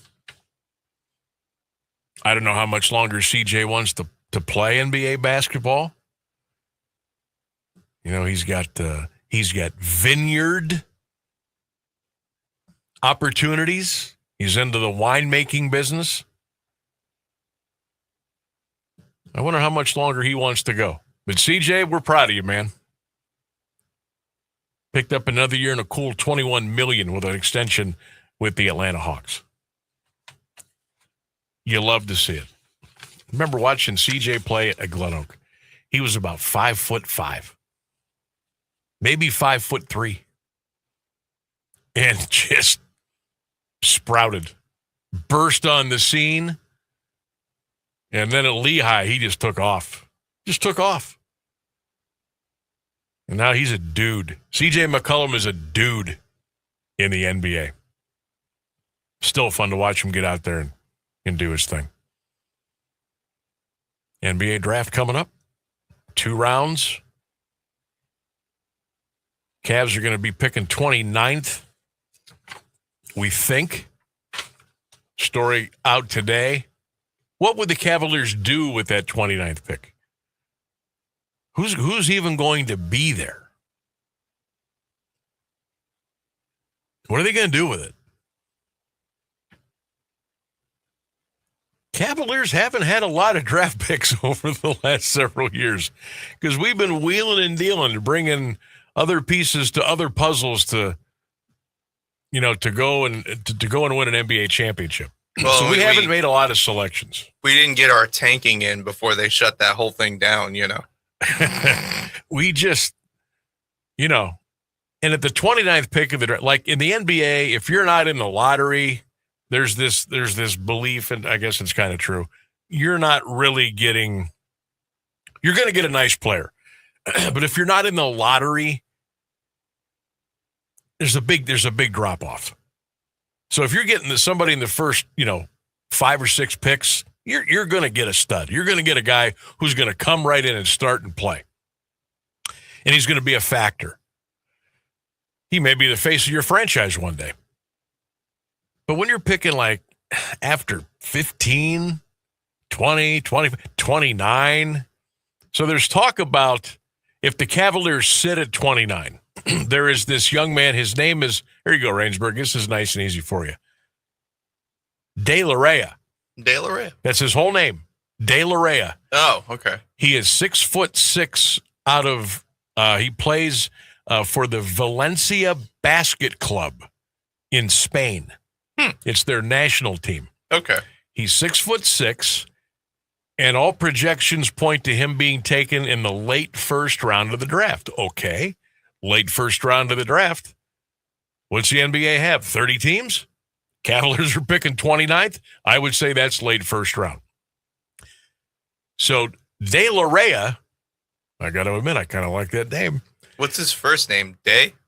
That's just as that's. Oh, okay. So it's all one word. Okay, yeah. That's just his name. Got it. De La Rhea, and it's weird because it's spelled lowercase d, lowercase e, capital L, and then lowercase ARREA. De La Rhea. CBS writes he has a calm knack for the game and seldom plays in a hurry. He's not a plus defender and definitely will have some uphill adjustments to the speed and the physicality of the NBA. But his creativity and propensity for pop plays would give the Cavaliers another spice on the rack. I like that. As Cleveland looks to position themselves as a 1 or 2 seed for next year's Eastern Conference. He's only 20. But they say De La Rhea's combo size and playmaking would bring an intriguing addition to the Cleveland Cavaliers bench. Yahoo Sports also notes that Keon Ellis and Dean Wade are both free agents this summer. Max Strus will hit free agency in 2027. So you might need to replenish, if you will. Kevin O'Connor, who also writes for Yahoo, says De La Rhea is a tall playmaking guard with a major feel and a knockdown jumper who thrives within the team concepts. Like this guy already. Draft him. Get him. De La Rhea. Let's go. I'm on the fan club.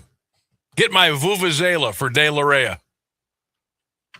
Vuvuzelas in a basketball stadium would be insane. You imagine? All the reverberations off the floor and the roof. Right? Woo! Oh, let's make this happen, folks. I swear I think they let them do that overseas. Like I think you could bring in like noisemakers and air horns and vuvuzelas. I think. We used to be a fun country. What happened to us? So, hey, this guy piques my... See, I get all caught up in this stuff. Every year, it's a draft. It's a crapshoot, just like anything else. Now, there's also talk that the Cavaliers would maybe look at a guy like Terrace Reed Jr. out of Connecticut. He is 6'11", 265 pounds. Says after making a strong case for himself by putting up 3 20-plus point games in the NCAA tournament, Reed has built momentum on the workout circuit and is trending toward the late first round. His mix of length, physical heft, whatever heft is, Rebounding instincts and offensive skill make him a very appealing plug-and-play role player, which should appeal to contending teams. They say front court depth is an obvious area of need for the Cavaliers that doesn't possess any reliable options in the front court when Allen and Mobley need to take a break. Now, if you remember, who is Terrace Reed? Who is Terrace Reed? Sam, refresh my memory. Okay, here we go. Let me take you back to the NCAA tournament when he stood out against number 1 Duke. When he scored 26 points, he grabbed 9 rebounds, added 4 blocks in a 73-72 win. For the season, Reed, 14.7 a game, 9 rebounds, 2 assists, and 2 blocks. He is 22 years old, so he would be one of the older prospects available in the draft. Now, here's the other option for the Cavaliers. Trading the number 29 pick while adding a young prospect to the existing core is certainly a worthwhile option. Brian Windhorst from ESPN says the Cavs are looking to shed salary and may aim to move on from guard Dennis Schroeder. What better way to entice another franchise to take on salary than by throwing in the added incentive of a first-round pick? Okay. So they're going to use it just to get rid of Schroeder? Possibly.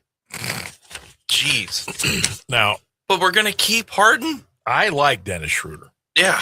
Now, there's also a reason why Dennis has been on 11 teams in the last 10 years. And I don't know what that is. I don't know if he wears out his welcome. I don't know. But I liked having him on the team. But I don't know what the Cavaliers are going to do here. I mean, at 29, look, you're going to get a 29th ranked player. The Cavaliers are trying to get to the NBA Finals. But I'm going to tell you this.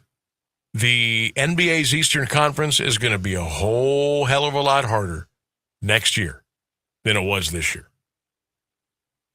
The Knicks know they can cook. Boston could have Giannis. Miami could have Giannis. Halliburton's back too, right? Halliburton is back with Indiana. That's the team scares me. Yeah, they were really good with Halliburton. So if you thought the East was just going to be a nice little cakewalk, think again. So it depends what the Cavs want to do. Do they want to run this thing back with everybody? Do they want to make a huge splash move? Do they want to do a combination of both? What do they want to do? Where do they think they are positioned? Because you have to believe in your heart of hearts that you can go win the title. Now, right now, as we sit here today, are the Cavaliers better than Oklahoma City? Are they better than Denver? Are they better than San Antonio? You got to be real with yourself and ask that question. Here's what I think they're. I think we might be better than Denver, but we're not better than San Antonio, and we're not better than OKC. You got to get through the East. Then you got to go take on the big beasts out of the West. Do the Cavaliers believe they're in a position to climb up that hill and to knock down that door? You base your moves on what you think your positioning is. To me, I don't think we can get there with what we have now. I just don't think we can. So I'm willing to move some pieces, parts, and make a splash or two. I don't know if Dan Gilbert wants to go back into that second apron again. My guess is he does not want to. But Dan will overturn every situation he can to give this team a chance to win a title, especially after all the feel-goods this past 3 or 4 days, watching the highlights of the Cavaliers win the championship, watching them raise the banner at the arena, watching, like today's the anniversary of the parade. Like right now, Rainsburg, we'd have been up in downtown Cleveland with 1.5 million people. That was 10 years ago today. So you start having all those feel-good moments and remember what it was like to win the title. And then you say, God, it's been 10 years. We gotta do this. We got to make a move. We got to go. We got to make it happen. And sometimes that's all you need to say, okay, let's do it. Man, that's interesting. How does this show go if we win a title? Do we have to go to Cleveland to do the show live somewhere? Is that a thing? That'd be cool. Yeah, I mean, Can you imagine the Sam Bourquin Show live from downtown Cleveland at the parade? It'd be insane. We probably wouldn't be within 100 miles of the parade. Nah. But we could still go up somewhere and do it. Like we could do it in Strongsville.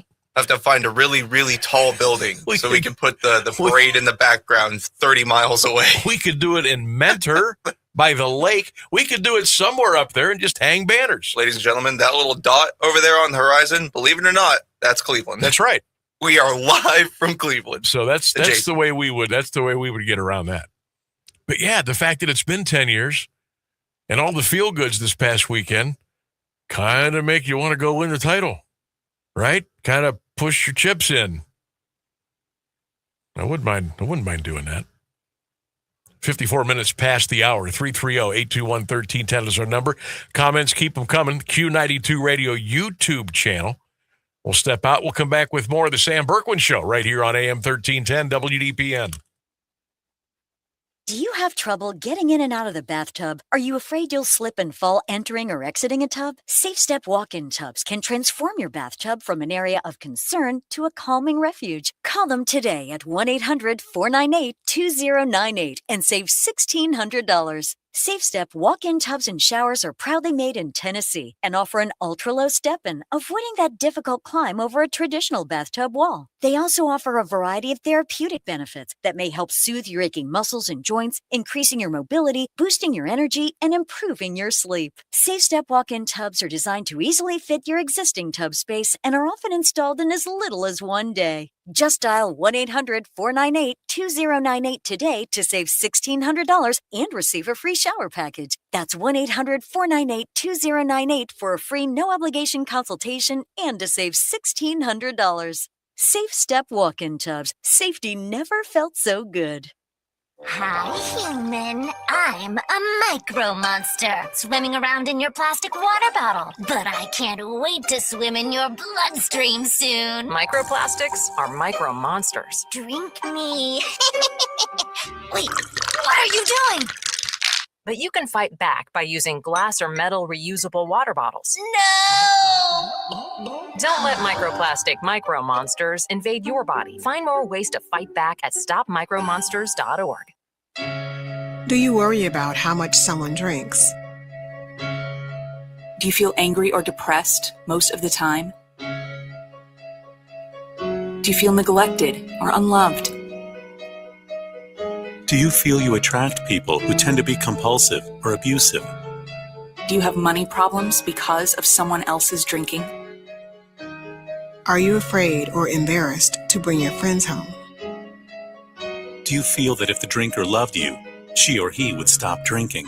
If you answered yes to any of these questions, you are not alone. More than half of all adults have a family history of alcoholism. Not everyone trapped by alcohol is an alcoholic. Families and friends are suffering too. Al-Anon and Alateen can help. Call 1-866-200-0223 or visit alanon.org/help.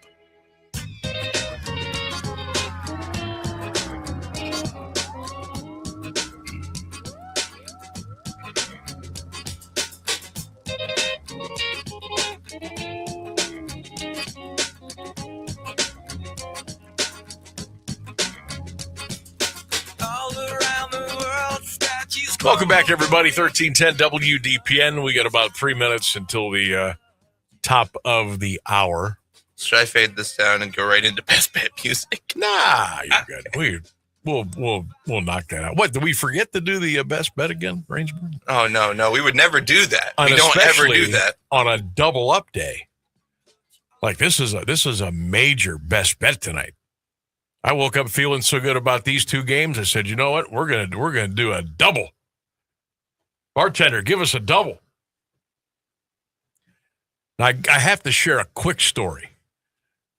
My basketball partner, Lee Foster, his son, Cam, and I now claim Cam is my nephew because I can, plays baseball for the C-League Pirates for the Holly Hills baseball organization. And how about Cam? Extra innings, bottom of the seventh inning, 2 outs. Runner on second. We're tied at 9. Here comes the pitch. He laces it down the left field line. Here comes the winning run. Ball game. They're going nuts. Pandemonium at the Holly Hills baseball tournament. Congratulations to Cam and the Holly Hills Pirates, C-League champions for 2026. Attaboy. Attaboy, Cameron. Now go get some ice cream. Go get a lot. You won the game. You won the championship. Go get a barrel of ice cream. See how much of it you can eat in one sitting. You deserve it.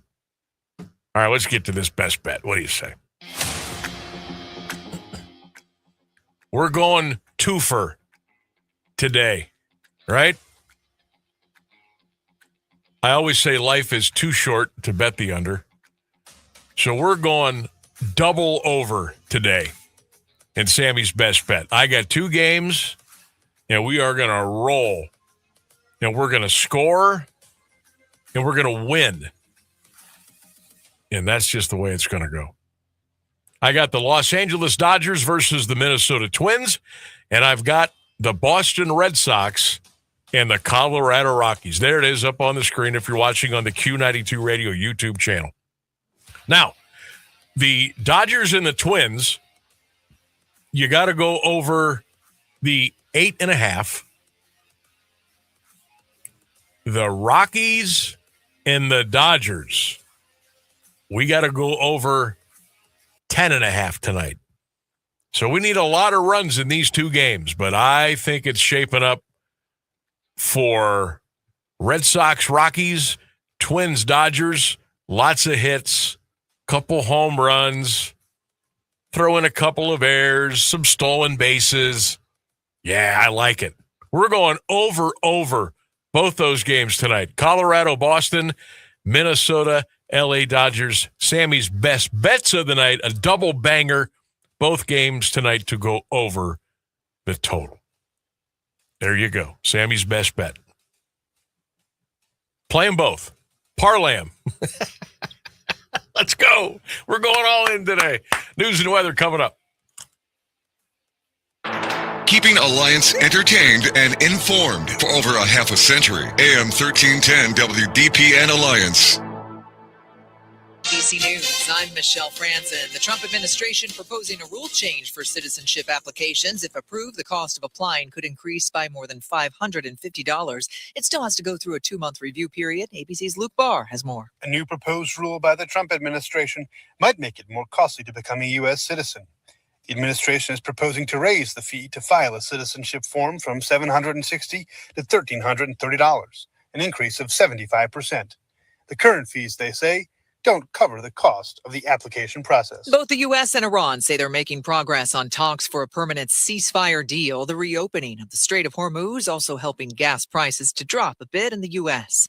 Health and Human Services says a 42-day quarantine period has ended for 18 Americans exposed to the hantavirus on a cruise ship. And legendary music producer Clive Davis has died. He was credited for discovering music icons, including Aretha Franklin and Whitney Houston over the decades. This is ABC News. There's enough needless nonsense in the world already. Your phone plan shouldn't add to it. Verizon's new Simplicity plan cuts down on the nonsense in your life. Now there's just one plan, one price, $30 a line per month, even for a single line. And everyone gets our best 5G network. It's a phone plan designed to do exactly what a phone plan is supposed to do. Isn't that a lot simpler? Switch today at Verizon.com or at your nearest store. For new customers, $30 per line includes auto pay and switch discount. Additional taxes, fees, and terms apply. Unlimited data is restricted to on-device smartphone usage. Domestic data roaming at 2G speeds. Hot damn! Twisted Tea Hard Iced Tea just got harder with Twisted Tea Extreme. The hard iced tea taste you know and love, but with an 8% kick of alcohol. Twisted Tea Extreme is made with real fruit tea. Goes down smooth and brings your daytime drinking to the next level. Just look for the bright yellow cans in the cooler and get ready to dial up the fun. Big flavor, extreme kick. Twisted Tea Extreme. Keep it twisted. Twisted Tea Brewing Company, Cincinnati, Ohio. Please drink responsibly. Now, the latest Alliance area news from Clint Marshall on AM 1310 WDPN. Good afternoon. It's 5:02. New charges have been filed in connection with the shooting death of a 15-year-old Alliance girl. Police have charged 47-year-old Aaron Barker with felony tampering with evidence. Investigators allege Barker returned a handgun to a home in the 600 block of West Summit Street after it had been used in the fatal shooting of Kennedy Wise Friday afternoon. Police say Barker's 14-year-old son initially claimed the shooting was a suicide before admitting he accidentally shot the girl. He's being held on a juvenile involuntary manslaughter charge. Deadly Canton shooting case now has both suspects in custody are moving through court. 45-year-old Larry Grimes, who was recently named the U.S. Marshals Fugitive of the Week, was arrested Sunday in the 1700 block of Clark Avenue Southwest in Canton. He's charged with murder in the May 24th shooting death of 51-year-old Richard Poole. Police say he was found shot inside an Allen Page Drive Southeast apartment and later died at Mercy Hospital. Co-defendant Daquan Rucker of Akron was arrested the day after the shooting and later waived his preliminary hearing. He was bound over to the grand jury and held on a $1 million bond. Man is in critical condition after police say he was injured during a fight in Canton. 20-year-old Johnny Range now facing attempted murder, felonious assault, and weapons charges. Officials say the incident happened Saturday morning near 9th Street and Walden Avenue Northeast after Range allegedly knocked Brian Brown to the ground. Brown remains hospitalized and unresponsive. Range was arrested Saturday and is scheduled for arraignment today in Canton Municipal Court. A Sunday evening accident involving a riding mower killed a Pike Township man. Fire and EMS crews were called to a property on Breeze Hill Road Southwest near East Sparta just before 6 o'clock. 55-year-old Rusty Hines was pronounced dead about 10 minutes later. Hines lived on the property. Stark County Sheriff's Office says he was operating the machine when it rolled over, pinning him underneath. The Canton Police Metro Crash Team and County Coroner are investigating.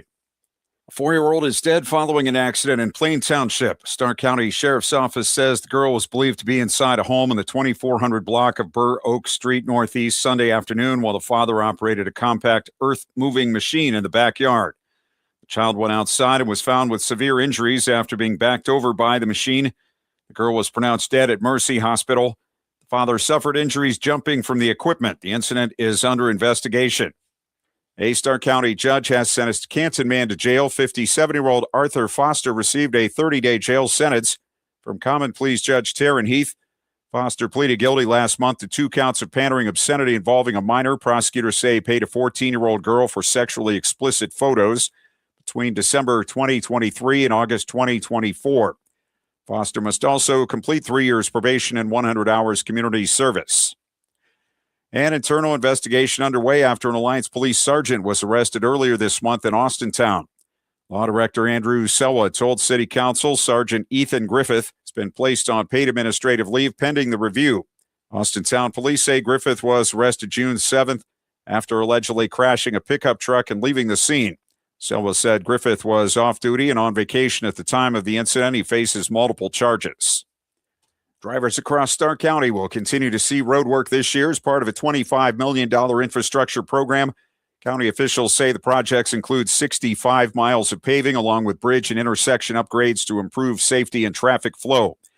Among the key projects, final work wrapping up at the Dressler and Everhard Roads intersection in Jackson Township, with completion expected in September. Other work includes left turn lane additions at Whipple Avenue Northwest intersections in Canton and Perry Township, widening along Fulton Drive, and sidewalk installation on Route 241 in Jackson. Security will be tight Thursday as the Columbiana County Republican Party hosts its annual Lincoln Day dinner. Organizers say event locations will only be shared with those who reserve seats in advance due to the visit of U.S. House Majority Leader Steve Scalise. He will deliver the keynote address.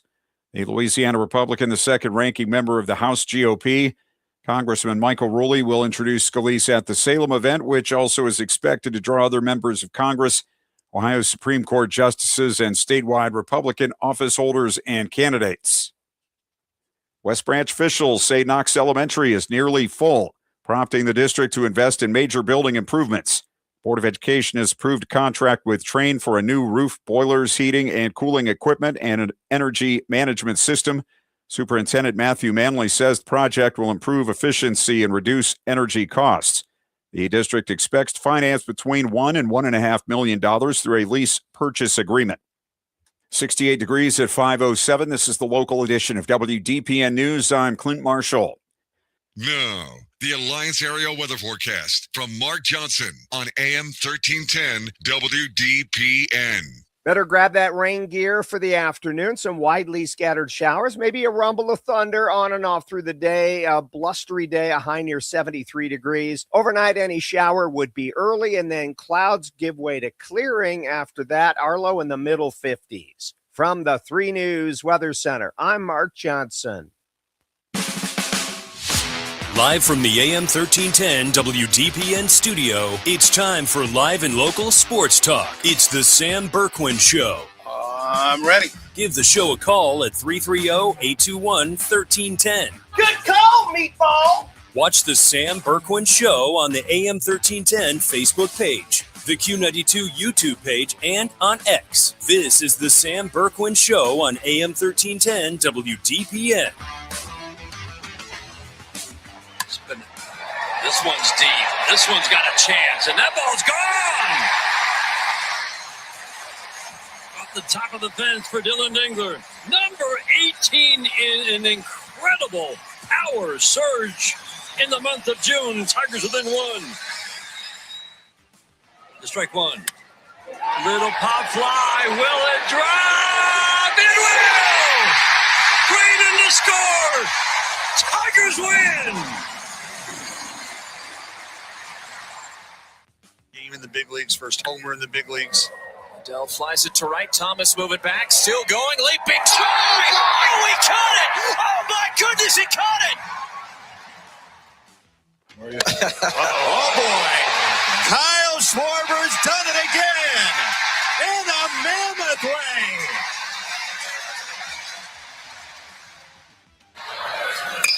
Harris bounces one. This could be it. Gallagher steps forward. And he got him. And with that, North Carolina has forced. And it's wire to wire for Wyndham. Let's go! And a second U.S. Open championship. Welcome back, everybody. It is hour 3 of the Sam Bourquin Show right here, AM 1310 WDPN. Phone lines open, 330-821-1310. A briskly moving show today.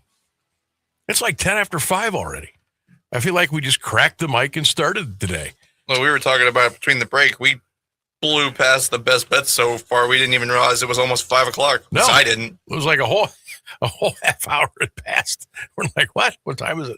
Holy cow. I was getting ready for the top of the 5 o'clock break, and I thought, oh, crap, I got to put the best bet in. And then I realized it was the top of the 5 o'clock Top of the break. 5 o'clock break. But we have been cruising today. Welcome in, everybody.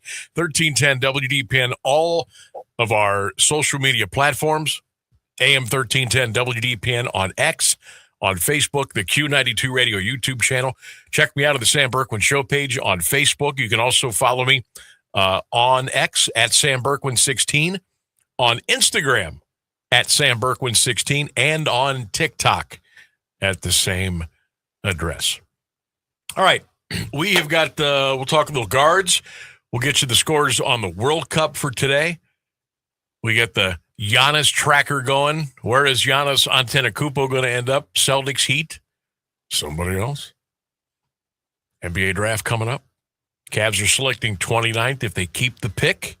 We talked a little bit about that last hour, who they may have their eyes on at the 29th selection. I got some OHSAA news to give you as well. Last count, and I'll run the teams down here in a minute. I think I saw between 8 and 10 teams at the high school football level decided to jump up from Division II to Division I on their own free will. They decided to go up, and I think maybe we may know why. Think about it. Who's been ruling the roost in Division II high school football the last 5, 7, 8 years? No, I don't know. I think they have maybe their colors might be some kind of weird orange. Teams, I think, are trying to get away from Massillon and Hoban. They don't want to have to go through them to get a title in Division II. So they're going up to Division I. I'll give you that list of teams coming up here in a little bit. Also, on this day in sports history coming up at 5:29 as well. Dusty May is leaving Michigan to go coach the Dallas Mavericks. That is just about final. All right, our poll question today has a little bit to do with the Hall of Fame Village. Thought we'd have a little fun today. I'm going to tell you what, I go by that village 3-4 times a day, especially now that I'm driving down to Phantom Fireworks 3 or 4 days a week. Dylan's been down there working. He's also still working out at the restaurant out in Belden, Putt Street Social. So he's been had a busy summer. College orientation last week. Lots of stuff going on. So I go by the village a lot more now. And they're working, man. They're out there, they're moving and shaking and bulldozing and building and cutting and measuring. Work is getting done. And as I drove by this morning, I said, you know what? And I just kind of, now mind you, I'm going the speed limit, a little faster, but I took a couple of quick glances over to go, okay, water park, get that hotel going. The new Key Bank building is part of the Pro Football Hall of Fame is starting to take shape. I said, what do we need? What do we need? What do we need over there? What would be perfect? And the first two things that came to mind to me were an arena. And then I started thinking of, okay, how big do I want the arena to be? 5,000, 6,000, 10,000? I settled at 7,500. I was like, what do we need? Do we need a 7,500-seat multi-purpose arena, or do we need a casino? And I said, you know what? I'm going to put that up to the listeners today. That's going to be the poll question. So that's what it is. Get your comments in on social media, on X, on Facebook, on YouTube, or you can call at 330-821-1310. Which of those two would you like to see become a part of the Hall of Fame Village? A brand new 7,500-seat multi-purpose arena, or a brand new shiny casino? What would you rather see at the Hall of Fame Village? Which one? I don't think you can go wrong with either. But I'm only letting you have one. What do you think? 330-821-1310. Get your comments in on social media. All right, we just got a brand new batch of comments. I'm going to go through a couple of these. give you a little flavor of what we're dealing with here. Keith Price says a casino, Sam, with a Vegas-style sports book. Rich says, give me the arena. I believe if we get a 7,500-seat arena, we can host the Final Four in basketball, both boys and girls. Place would be sold out. It would be electric, and we could do a lot of other things as well. Rocky says, give me the 7,500-seat arena attached to a 100,000-square-foot casino. There you go. Thinking outside the box. Jimmy says, a casino first. Use those profits to help build the arena. Jimmy was listening earlier. Mm-hmm. Susan Hicks. Susan, thanks for listening and thanks for getting involved today. She says, I'm no gambler. I'm a numbers girl. And a casino would definitely bring in more revenue. Stephen Jones says a casino would generate more revenue, but I doubt the Hall of Fame wants that kind of a vibe. Well, this doesn't have anything to do with the Hall of Fame. This is the Hall of Fame Village. And yes, they do want that kind of vibe. Rich says a multi-purpose arena I feel would make the Civic Center unneeded during Hall of Fame festivities.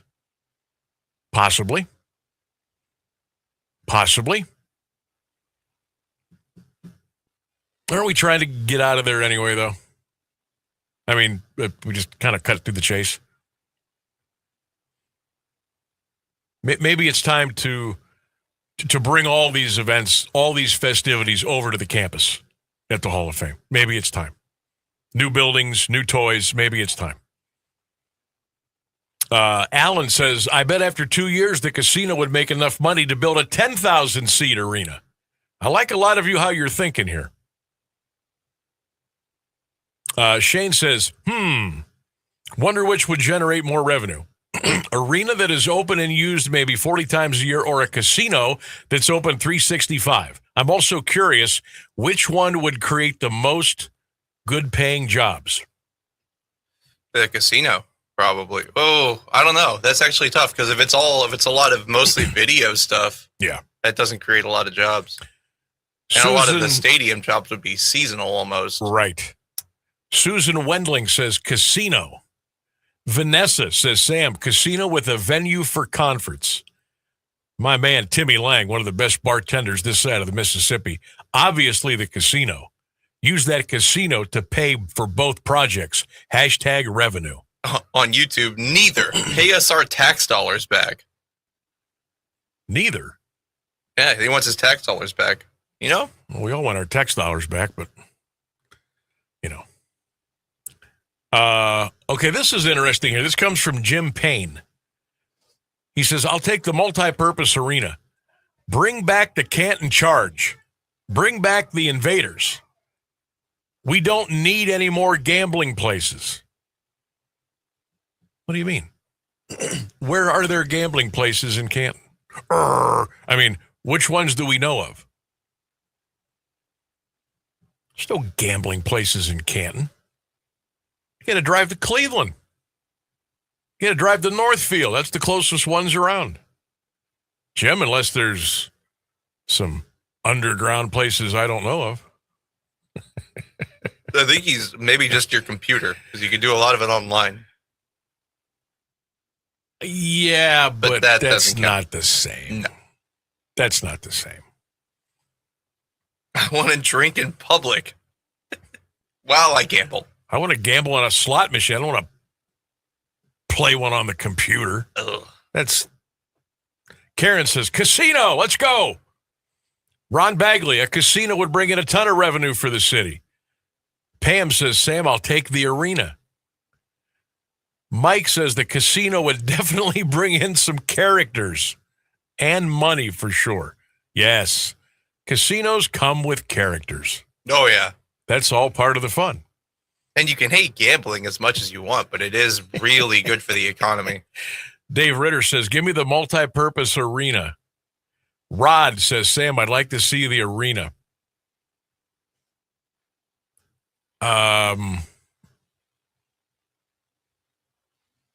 Okay, I'm going to skip over that one. Jeff says, give me the arena. Doug says arena. Bobby Joe says, give me the casino. And she sent me a couple of slot machine emojis. That gets a double like. Anybody that sends me a slot machine emoji, you get a double thumbs up. Melissa says casino. John, casino. Steve, casino. Mike says, give me the arena. Melvin, casino. Mark Smith says, Sam, we need the arena. I'd say we're about 70% casino to arena. I like it.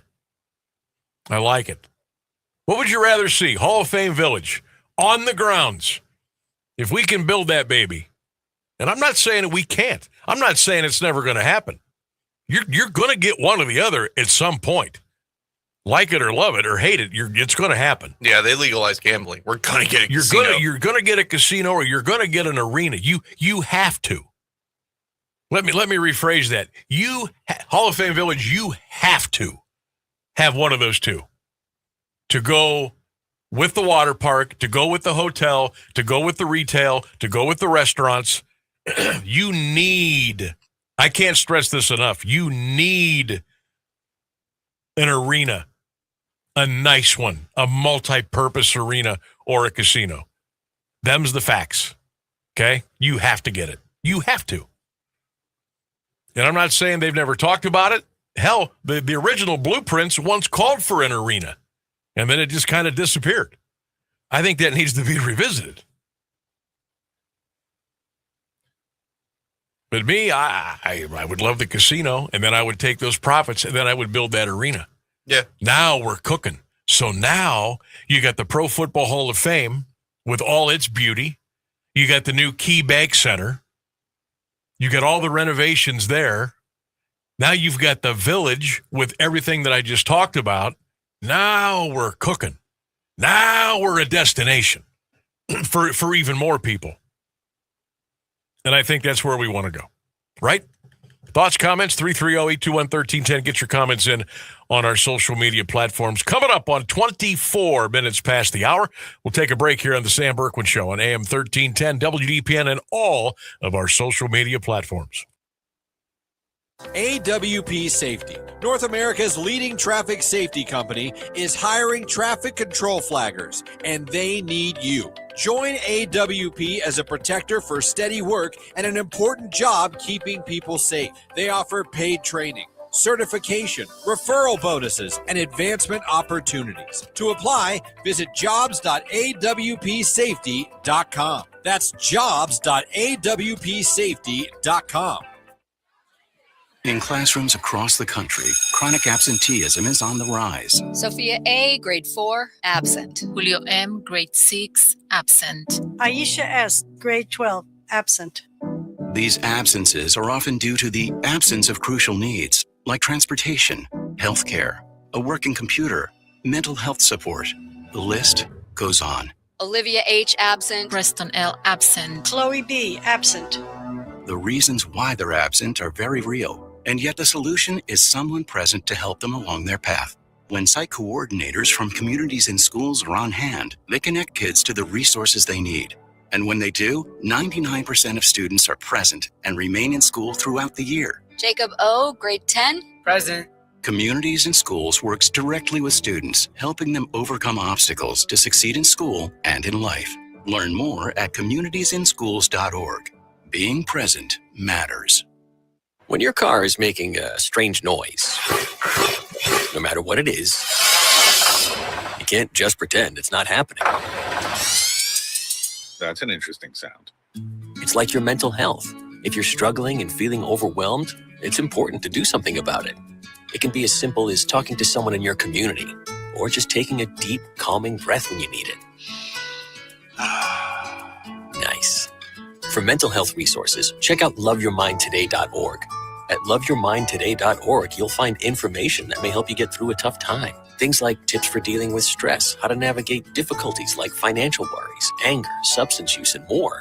You can also find real stories of how people navigated their own mental health challenges. Because once you start to address the problem,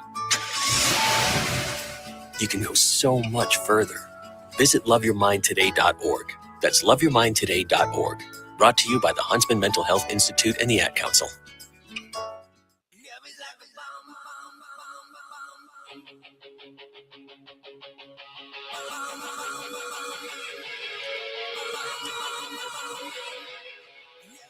Couple of minutes before we get you to the bottom of the hour news and weather. About a minute before we get you, about a minute and a half till we get you to On This Day in Sports History. Just quick reminder, or not a reminder, but C.J. McCollum, former Glen Oak great, Lehigh. He has signed a 1-year contract extension to play with the Atlanta Hawks for a cool $21 million. Dusty May leaving Michigan to go coach the Dallas Mavericks.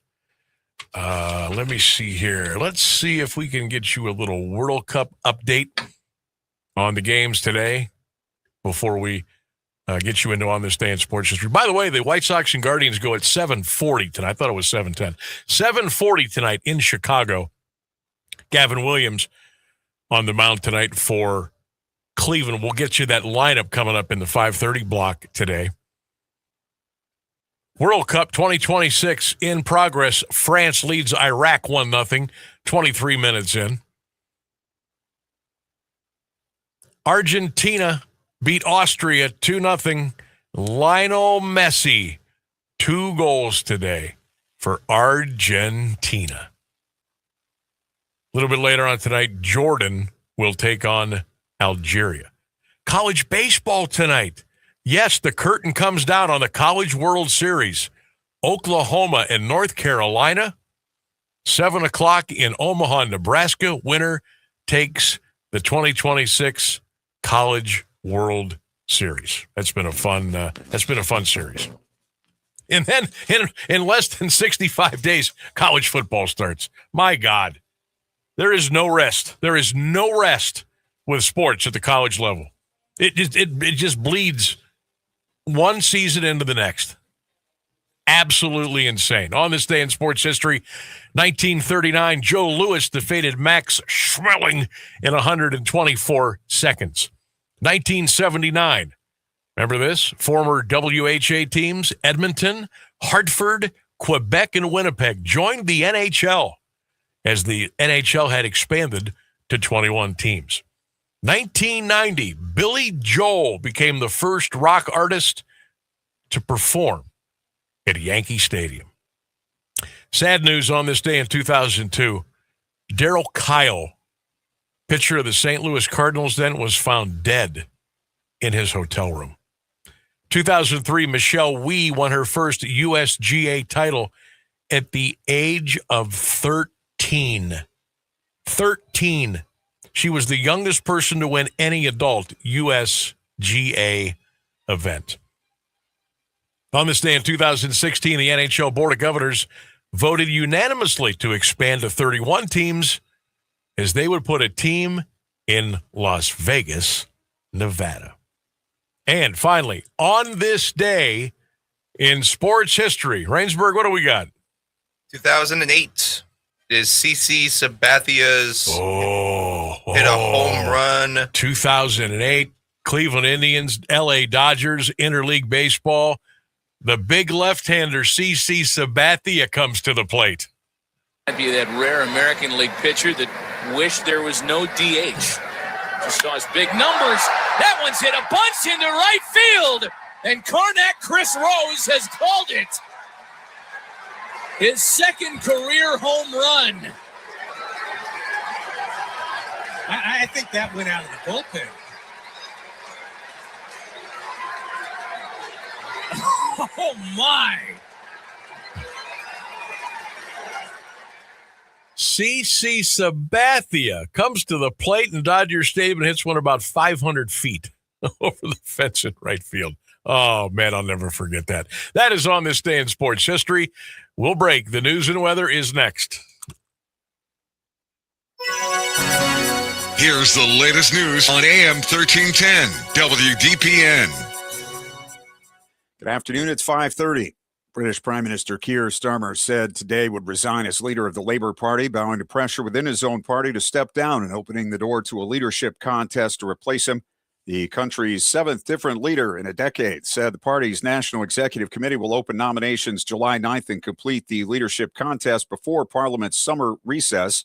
Focus will now shift to potential successors, including Andy Burnham, the Greater Manchester mayor whose recent return to Parliament intensified questions about Starmer's future amid Labour's declining poll numbers and growing concern among lawmakers about the party's electoral prospects.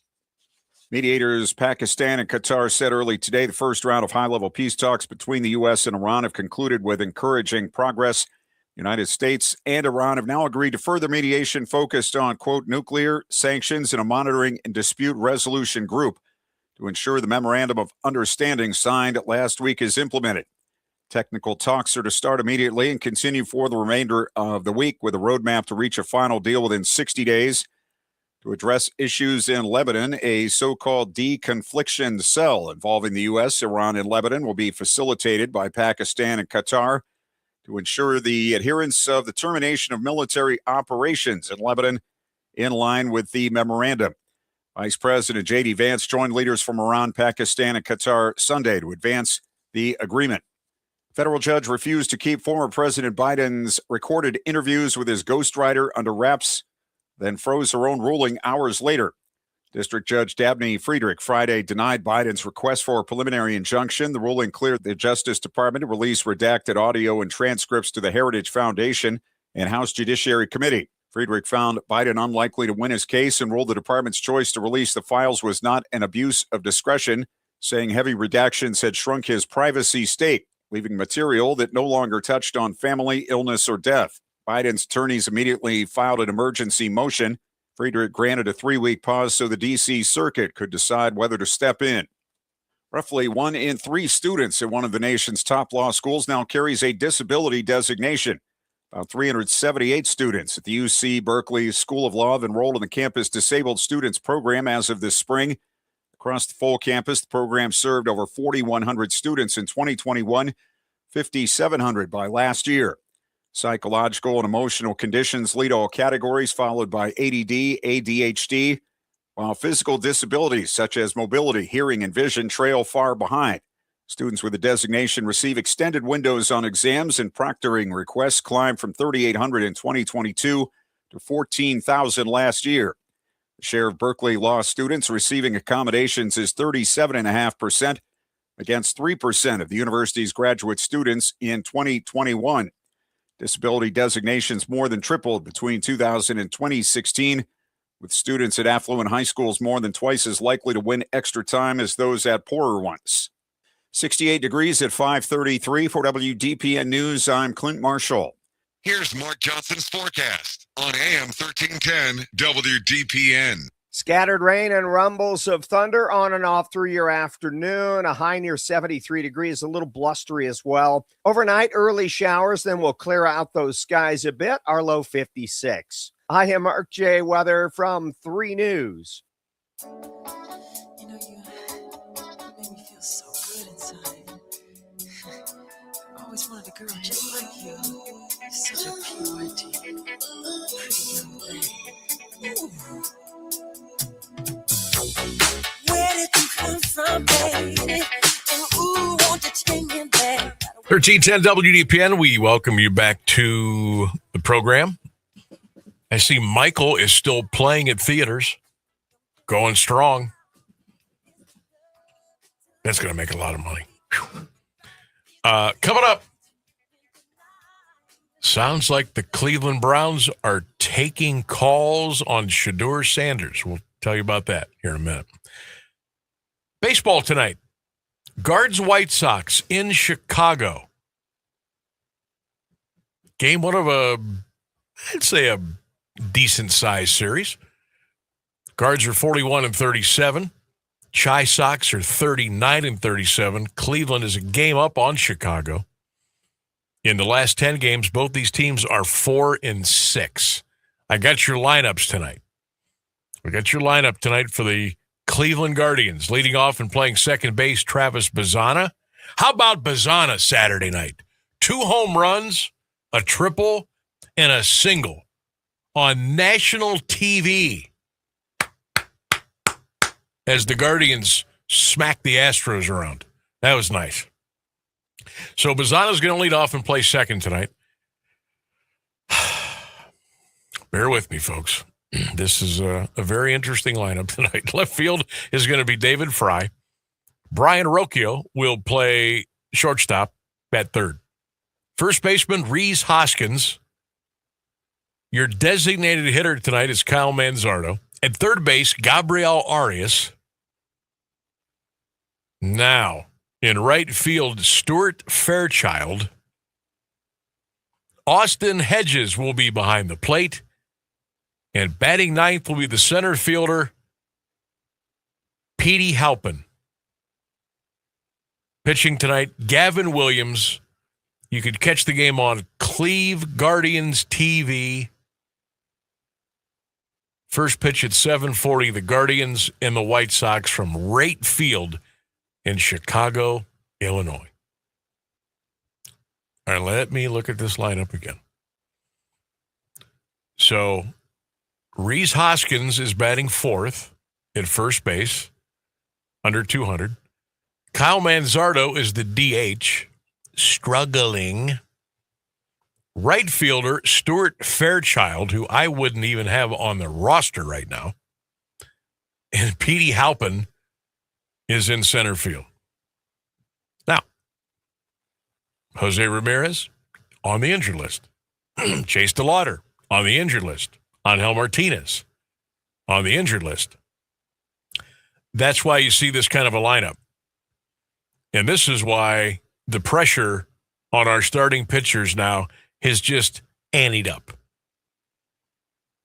You can't run a lineup out there with Hoskins, Manzardo, Fairchild, Hedgie, and Halpin and expect that you're going to get a lot of runs. So the pitchers now are on notice. They are going to have to grind. I really hope that the big rig can give us 7 tonight. Give me 7 innings, Gavin Williams, and we'll scratch out enough runs to get you the win. That's where we're going to have to go. But we'll talk about it tomorrow.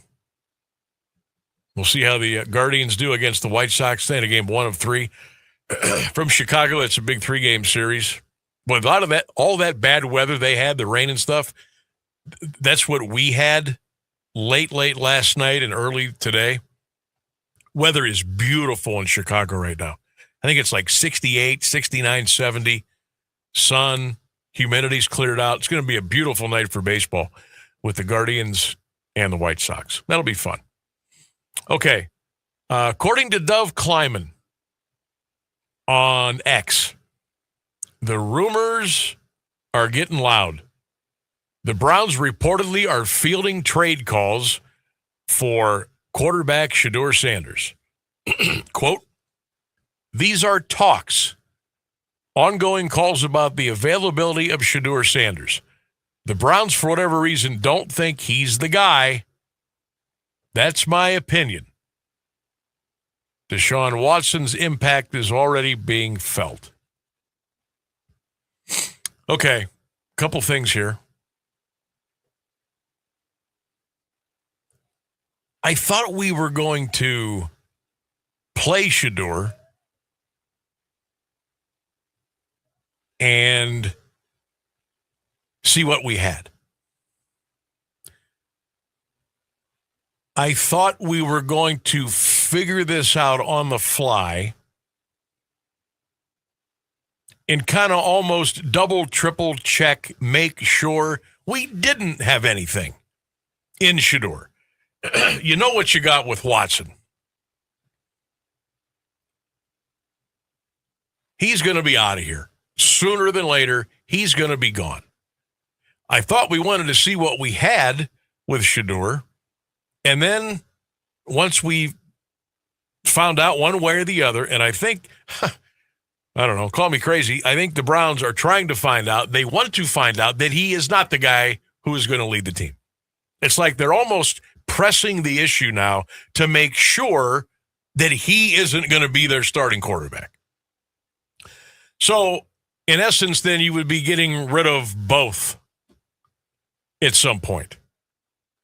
We already know Dylan Gabriel's not the answer. The kid out of Arkansas is not the answer. And then you start going down the topic, you start going down the conversation of, okay, the draft, Arch Manning, maybe somebody else out of the collegiate level, and that's where that goes. Excuse me. We're not going down that conversation road today. But the fact that they're putting it out here publicly or leaking it, that the phone banks are open. Call us now if you're interested in Shedeur. We want to talk to you. We've got operators standing by. Apparently that's what they want. So the next question is, okay, what's the interest? What's the interest from others in Shedeur? And it's the worst peach tea I've ever had in my life. Well, how many games did he play last year that we had him in? Like 5, maybe? Shedeur played 1, 2, 3, 4. I think he played in like 7. Really? Okay. I may be off 1 or 2 there. But Excuse me, but I think out of the 17 games, I think he started at least 7. Maybe 8. But again, and I said this after the season, that's still not a good sample size. That's still not fair to him. It's not. Should you know if you're an NFL quarterback by 6 or 7 games? I guess. But is that a full sample size to grow, to get better, to learn, to advance, to slide back, to get knocked down, to get up, to learn more? Is it enough time? No. I'm starting to grow a little bit tired and annoyed at this. Let's rush these guys through as fast as we can so we know what we have. The quarterback is the most important position in football. And I know everybody wants their dinner cooked in the microwave. Everybody wants it right now. They want the house built in 10 seconds. They want their dinner in 8 seconds. Everybody wants everything now. I want to know who my quarterback is in 2 games. That's not the way this works. But apparently this is the narrative now. Well, we gave him a chance. We gave him 7 games. We know. We're moving on. I'd like to see him get some more time. Do I think he's going to be the second coming? No. But I want to make 100,000% sure that he's not. Yeah, because we're going to be real mad if he goes to another team and starts just running down touchdowns and winning games. I mean, and the odds of that are probably slim, but I want to make sure. Like, I want to be extra positively sure that this young fella is not the guy to lead my team. But I'm damn sure going to give him more of a chance than 7 or 8 games.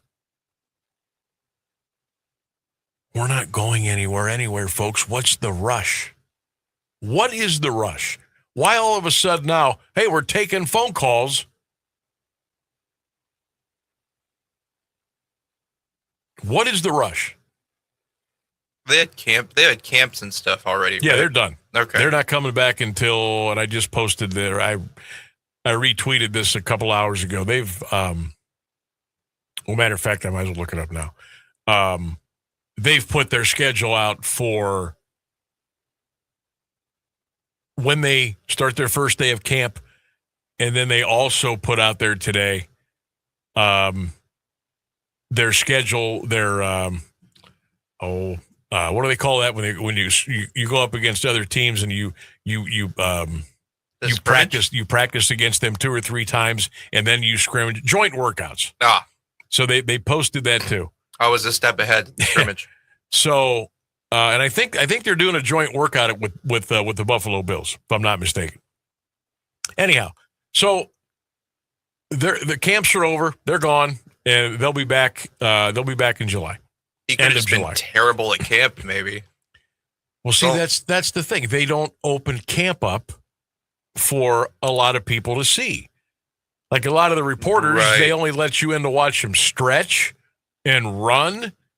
And once it gets down to the nitty-gritty, okay, you're out. You guys got to go. And then they can maybe interview them after practice or before practice the next day or camp or what have you. But we don't really know. You don't really know unless you're inside that bubble. I've heard so many different things. Like Deshaun looks awful.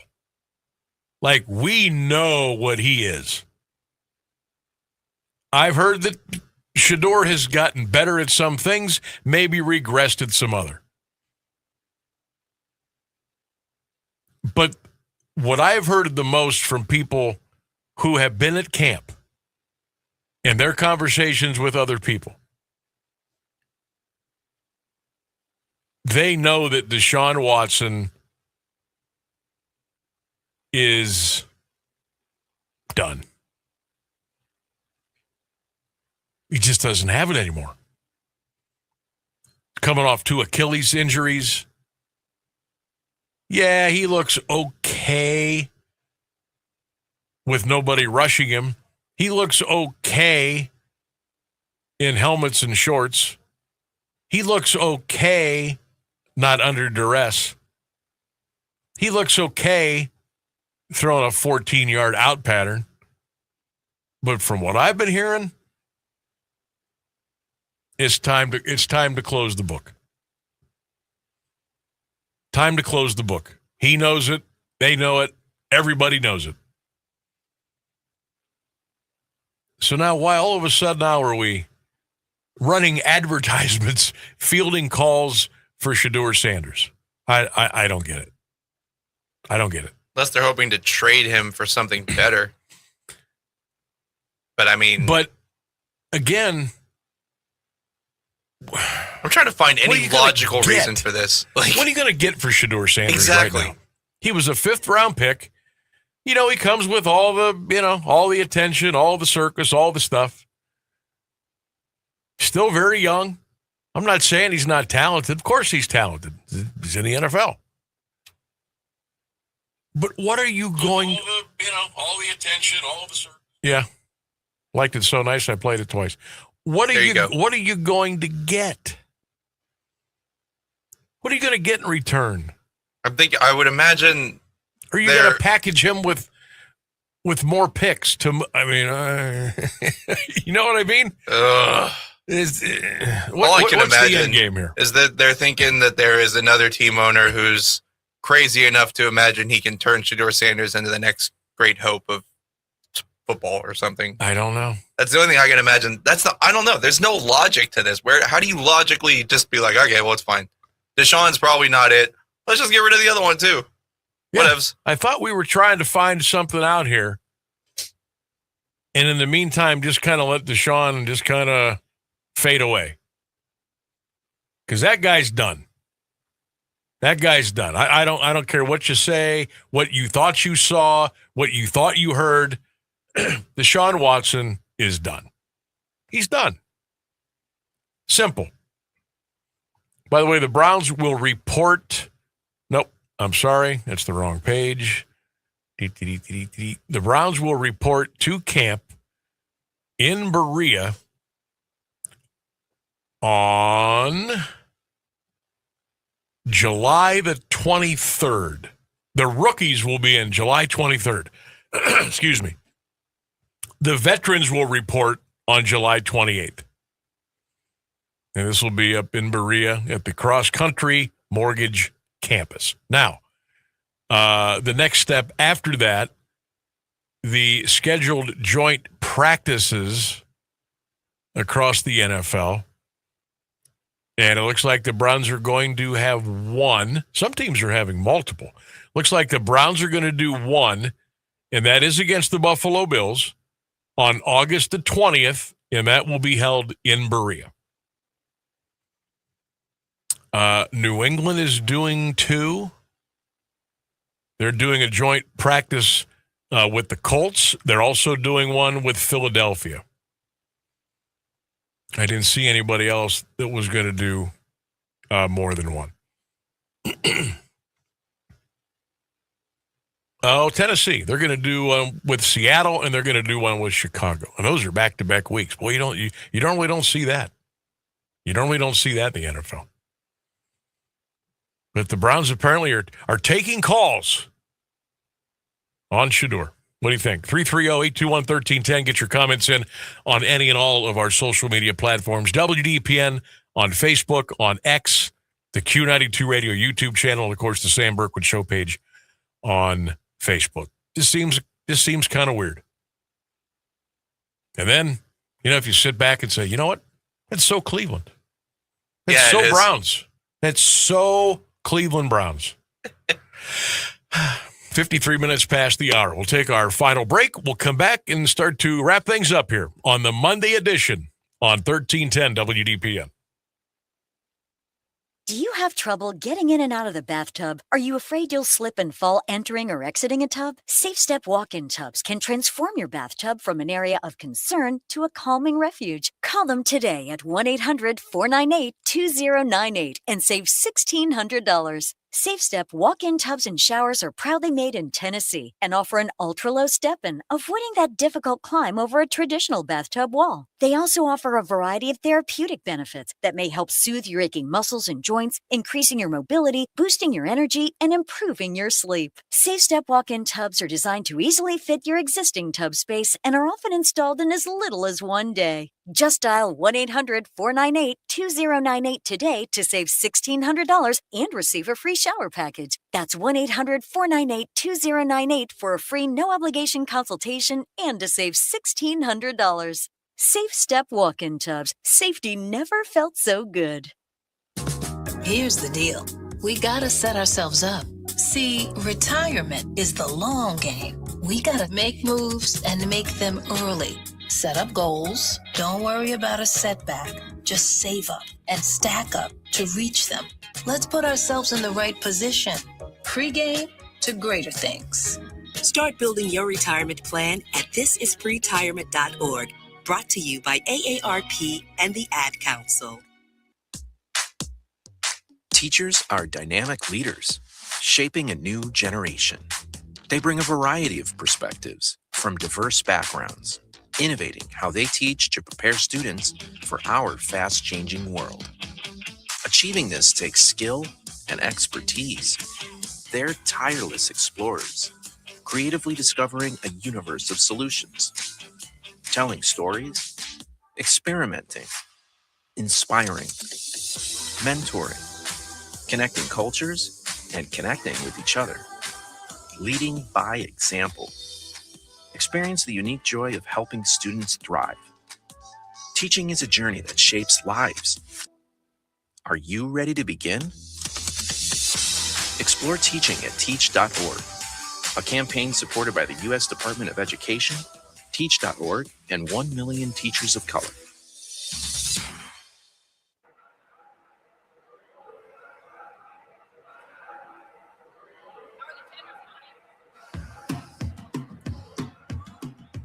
$1310 WDPN. Welcome back to the Sam Bourquin Show. Hey, what a shout out, my good friends and partners at AWP Safety, proud sponsors of the Sam Bourquin Show, proud sponsors of high school football. AWP Safety. If you are just looking to make a change in your career, maybe you know somebody who is looking for a job, maybe you know somebody who is kind of tired of where they're working and they want to try something different. They want a new challenge. They want to be treated with respect. They want to make a little bit more money. They want a path. AWP Safety is hiring right now. All you got to do is just get online. Jobs at awpsafety.com. Jobs at awpsafety.com. Check them out. Look at the site. Look at all the offerings they have, all the great things they'll do for you. Welcome you into the family. Get you squared away.